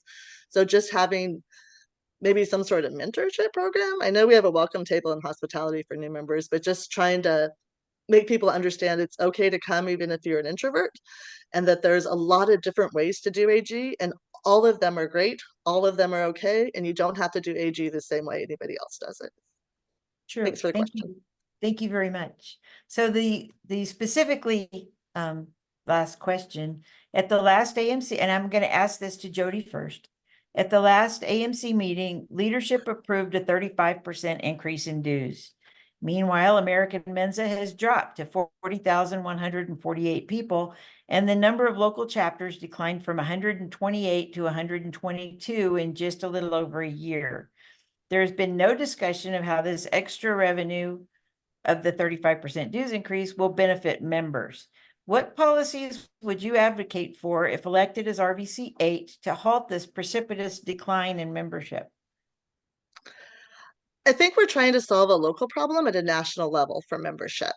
There isn't going to be where I can go put an ad on TV and people are going to flock to the chapters. I think there's a lot of recruiting that can be done in regions. I work for a biotech company, and I keep asking my local chapter, why are we not heating up the biotechs? It's a bunch of people in STEM. It's a bunch of scientists that are out there. Most of them probably qualify. I think it's just trying to get the education more to our chapters than to the world at large about how to recruit. Our chapters are run by volunteers. They aren't people who went to school for 20 years to do marketing. They aren't people who did that type of stuff. It's not their full-time job. They want to volunteer. They want to be involved. They have the best of intention, but helping them have those tools to be able to do some of those jobs, to do the recruiting. How do you approach people? What options do they have for, can they do like a group test where it's a bulk rate? Your company can bring 50 people to test for half price or something. Just getting that sort of thing out there more. So. Okay, thank you. Thank you very much. Michael, the same question. At the last AMC meeting, leadership approved a 35% increase in dues. Meanwhile, American Mensa has dropped to 40,148 people, and the number of local chapters declined from 128 to 122 in a little over a year. There has been no discussion of how this extra revenue will benefit the members. What policies will you advocate for if elected as RVC 8 to halt this precipitous decline in membership? Let's talk about the dues part, the dues motion and the budget motion. The two were tied together. The dues motion came first with no information about what the dues would be used for, with a promise that we'd get two budgets, one without the dues increase and one with the dues increase. We didn't get that. We got one budget, which was pretty opaque. There was discussion at the AMC meeting where some people said, well, this will allow us to do lots of other things, but nobody ever mentioned what those other things. And the budget is a spreadsheet with no descriptions of where the money goes. So there's a large chunk of money going to local group funding, but I can't tell you what those pieces are. And I don't know if anybody on the AMC can do that either. So for transparency, I would hope that producing a budget means producing a detailed spreadsheet with notes describing what that entails, describing where the money goes, and telling the membership how the money is being spent. Now, the other half of the question, the tail end of the question was different about how this would change. What would you do to halt the precipitous decline in membership? Well, for one thing, as far as I can tell, we don't advertise. And John mentioned something before that in this environment, it's difficult to advertise. I don't think that's the case. It's just that we don't advertise. And I spoke with a publisher of a nationally distributed magazine last year, Science News, something that I've subscribed to for many years. It has a demographic, which would be the people that we would want, that would qualify, people that we want to join. And every month they have an ad for an auto parts company. We could have an ad in there as well. except that we have no money spent on advertising. That's just one example. You have to do outreach if you want to reach people. And we can't sit back and say that a mention of Mensa in some TV show is really an effective way to get members. Okay, thank you. As an odd point, I got in 1980 because it was in the local newspaper in Huntsville, Alabama. A thing, come test with Mensa, or you can bring your scores, and that's what I did as a 15-year-old. Nope, now we're to the point. I got lost, but Michael, you may ask Jodi a question. Y'all can do this or not. It's completely voluntary or optional. You can ask up to 2 questions to each other. I liked the last time where they did both of them at once. So whichever way you'd like to do, but Michael, you may ask Jodi a question if you like. Last year, Western Washington had an RG which lost a lot of money, about 3/4 of your treasury. If you were RVC, what would you do to try to reduce the possibility of such a disastrous impact on local group finances? I was told that the RVC at the time actually signed the paperwork and did the hotel contracts. They didn't let the local chapter take over. And I really think the local chapter needs to be in charge of their RGs and their budgets. I think that would be a huge change factor, whether you or I, either one, got elected into our region. And I think that would be very helpful. As far as the details of the budget, I would actually have to go back and look at it. I haven't got that involved in it so far. Felice is our new RV, Loksek. She's fantastic. She's been involved. She's talks to a lot of the membership. She's involved in everything that we do. I'm prepared to give her what she needs to help back her, for her to know the tools and to do that. The chapters really need to be able to run themselves. That's why they have their own government, where there is the liaison between them, and to give them what they may need. We do have a budget for RVCs. If they want to run some special programs or something to help raise money or do something like that, that's great to support them. But I really want to be able to support what their ideas are and what's coming from them. Okay, thank you. Jodi, you may ask Michael a question if you like. I'm gonna actually, in the essence of time, because we are long over from what we were supposed to do, I don't think there's a lot that Michael and I ran against each other. I think it's more valuable for us to hear what the membership would actually like to ask us. So I'd like to defer my questions to the membership asking question time. Okay, Michael, you did have 2 questions if you wanted them. Do you want to ask a second question? Yeah, Jodi, you sent out a email blast where you mentioned you would be one of 14 voting members on the MC. Who did you forget? I didn't forget anyone. The chairman doesn't vote unless there's a tie. Okay. Yeah. Fine. Okay, thank you. And so now we go to the audience questions, that if we have questions from the audience. And again, I have the microphone and I am the audience, and I am very interested in what y'all would do for these small groups. Now, our group is 168 people, but it's spread over an immense amount of territory.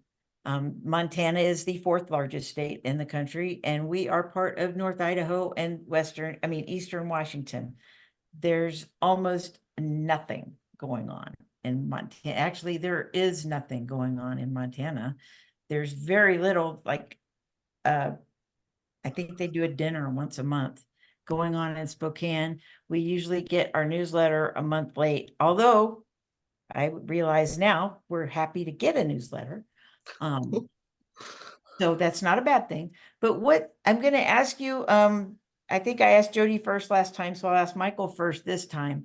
What specifically would you do to re-energize a group that has 168 people in a huge area and almost nothing going on? I don't want to give a pat formula, because I don't think every remedy fits in every situation.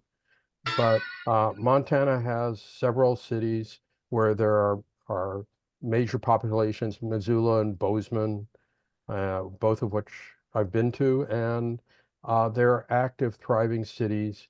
I don't know how many members you have in each of them, but those can become, oh, that's unfortunate. Well, No, I'm one. I live in one of them. Missoula. Okay. I thought you were saying one member in each of the cities. It's not probably much different than that. But what we can do, or again, I don't want to try to put my ideas into your place, but what we can do is support having local meetings, dinner meetings, perhaps once a month in Missoula, once a month in Bozeman, once a month wherever else, as germination points for reviving and encouraging activities. Because once you have a small group meeting, you can start having more people join that small group meeting. Okay. That's a bit off the top of my head, but it's certainly one of the ways that we can look at doing things. Okay, thank you. I mean, it's fine to be off the top of your head. I kind of threw this at you. Jodi, the same thing. If there is a group that is so geographically spread out, I mean, they talk about, I'm not asking a different question. I'm just trying to put it in a little better perspective. They talk about splitting groups out and absorbing them into someone else. You can't do that with Montana. So what would you do to reinvigorate these groups that have almost nothing going on? But there's 168 people here somewhere. Again, our role isn't to do your specific chapter. That's your LOCSEC that's going to run your group. So I would be there to support whatever it is that they need.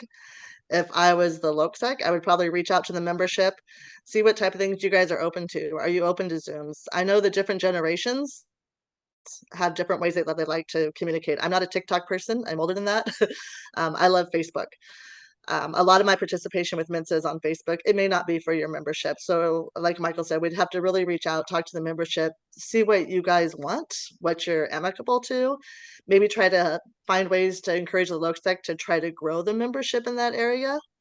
But again, our role is to support the LOCSEC and whatever those causes are that they want to do. And we have I think one of the things that people always think is we have to solve all these problems ourselves. We have 40,000 members out there who have great ideas. We have people who've been involved in membership, all different levels, served in all different positions, and then people who haven't, who just have great job experience, and reaching out and trying to talk to some of those people and get that. And that's one of the things that I want to be able to do is talk to more people, get more ideas. It's not just about me and what I think, it's about what our region thinks. It's what about your chapter thinks, as far as those type of issues.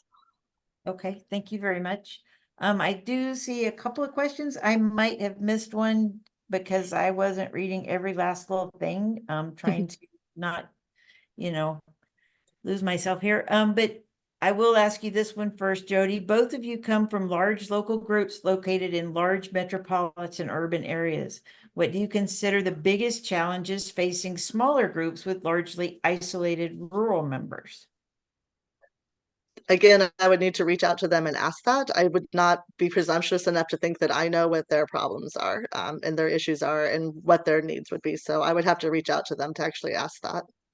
Okay, thank you. Michael, the same question. Both of you come from large local groups located in large metropolitan urban areas. What do you consider the biggest challenges facing smaller groups with largely isolated rural members? Part of it is the isolation. Part of it is not feeling that they're a part of an organization. And to some degree, Zoom has helped a lot because we host, actually, one of the things I'm missing right now is a Zoom call that I'm missing that I host every Sunday and have since the pandemic started. Zoom gives an opportunity for people who are remote to get involved and meet other people, and we have people who join in the call who are out of the area, out of state, out of our region. In some cases, we can do things to just help the officers of a group. Several years ago, the Monterey County MENSA folks were suffering from a burnout problem. The LOCSEC was moving away. The editor was tired, everything. They wanted to dissolve, and they wanted to become part of San Francisco Regional Mensa. So rather than have them just dissolve, Sue-Ann Gilmore and I and some others went down to meet with the local folks, talk about what we could do to reinvigorate the group, what had changed from the past to why there were fewer volunteers. We came up with a working plan where they would have a page in our San Francisco newsletter so that they would get the San Francisco activities as well as their local group activities listed. That helped support them. Monterey County was one of the first American Mensa groups, still is there. I would hate to see them dissolved because of member officer burnout. So there are things which a large group can do to help surrounding smaller groups. I don't know if that applies to Idaho, because Idaho is a long way from everywhere. Yeah, Montana too. And Montana too. The last question that I have that I see, other than Ron wanting the AG in Hawaii, which I don't think y'all can answer. Me too. I will start with Michael. Every month I email editors of chapters across the country information about an upcoming Theodore talk. Over 40% of these editors never even open the email, let alone notify their members a free virtual event is available to them. What would you do to change this? Getting people to pay attention is a difficult challenge. In marketing, you have to, the old standard is you have to show something 6 times before somebody remembers it once. All I can suggest is persistence, different means of delivery. I see Brad's email every month on several different mailing lists. I think he's doing a good job of promoting the TED Talks. Can't necessarily get people to, the old phrase, you can lead a horse to water, but you can't make it drink is appropriate here. Just keep on doing what you're doing and look for other mechanisms to use word of mouth to promote it. Okay, thank you very much. Jodi, what will end up being the last question. Every month I email editors of chapters across the country information about an upcoming Theodore talk. Hey, who moved that so I can't see? Over 40% of these editors never even open the email, let alone notify their members a free virtual event is available to them. What would you do to change this? I would reach out to the editors of the LOCSEC and find out if they're even seeing the emails, and ask them why they're not. I don't know why they're not doing it, and I can't make up the answer on my own. I'd have to find out from them. There are going to be other ways that you can promote things. There are through the online Mensa, usmensa.org. There's ways you can promote things through there, through the Connect and that sort of thing. There's other opportunities. There's Facebook groups. Just kind of depends on maybe letting somebody know what the different options are. And everyone's not going to want to attend everything. So I love that you're actually doing something, that you are trying to do TED Talks, that you are trying to make it go wider. So thank you for doing that. Thank you for making it more global. And since this is our last question, I'm going to jump in before you guys have a chance. Thanks, Ram and team, for organizing. Thanks, Kelly, for moderating. And thanks, Michael, for running. I hope that we both stay involved regardless of who wins. Team Mensa. Yeah. Well, I hope, you talk to your friends and remind them to vote, because we need to get more involved, and hopefully people will use this as a guideline to help them make their decisions correctly. So thank you. Thank you, Ram, for organizing this. I really appreciate that. Yeah. Ram, this is being recorded. Do we know where it'll be posted yet? So we can No, tell I will. I'll actually talk to Brad about it because he's better at it, and one of us or both of us will send some information going forward. Okay. Yeah. Thank you. Thank you. Thanks everybody for attending too. We appreciate that you guys care enough to spend all these hours with us online. Yeah, and thank you all for volunteering. I mean, we are members. We are just kind of sitting on our butts and enjoying everything. You guys on the hot seat, taking these questions, incoming and dodging and weaving. So, and then if you do get elected, you got 3 years of more glory to go to gain. So thank you again in advance, and thank you for showing up here. Thanks. See you guys at all at AG, hopefully. Yeah, I'll be there. I'll be there. All right. Thank y'all. Bye.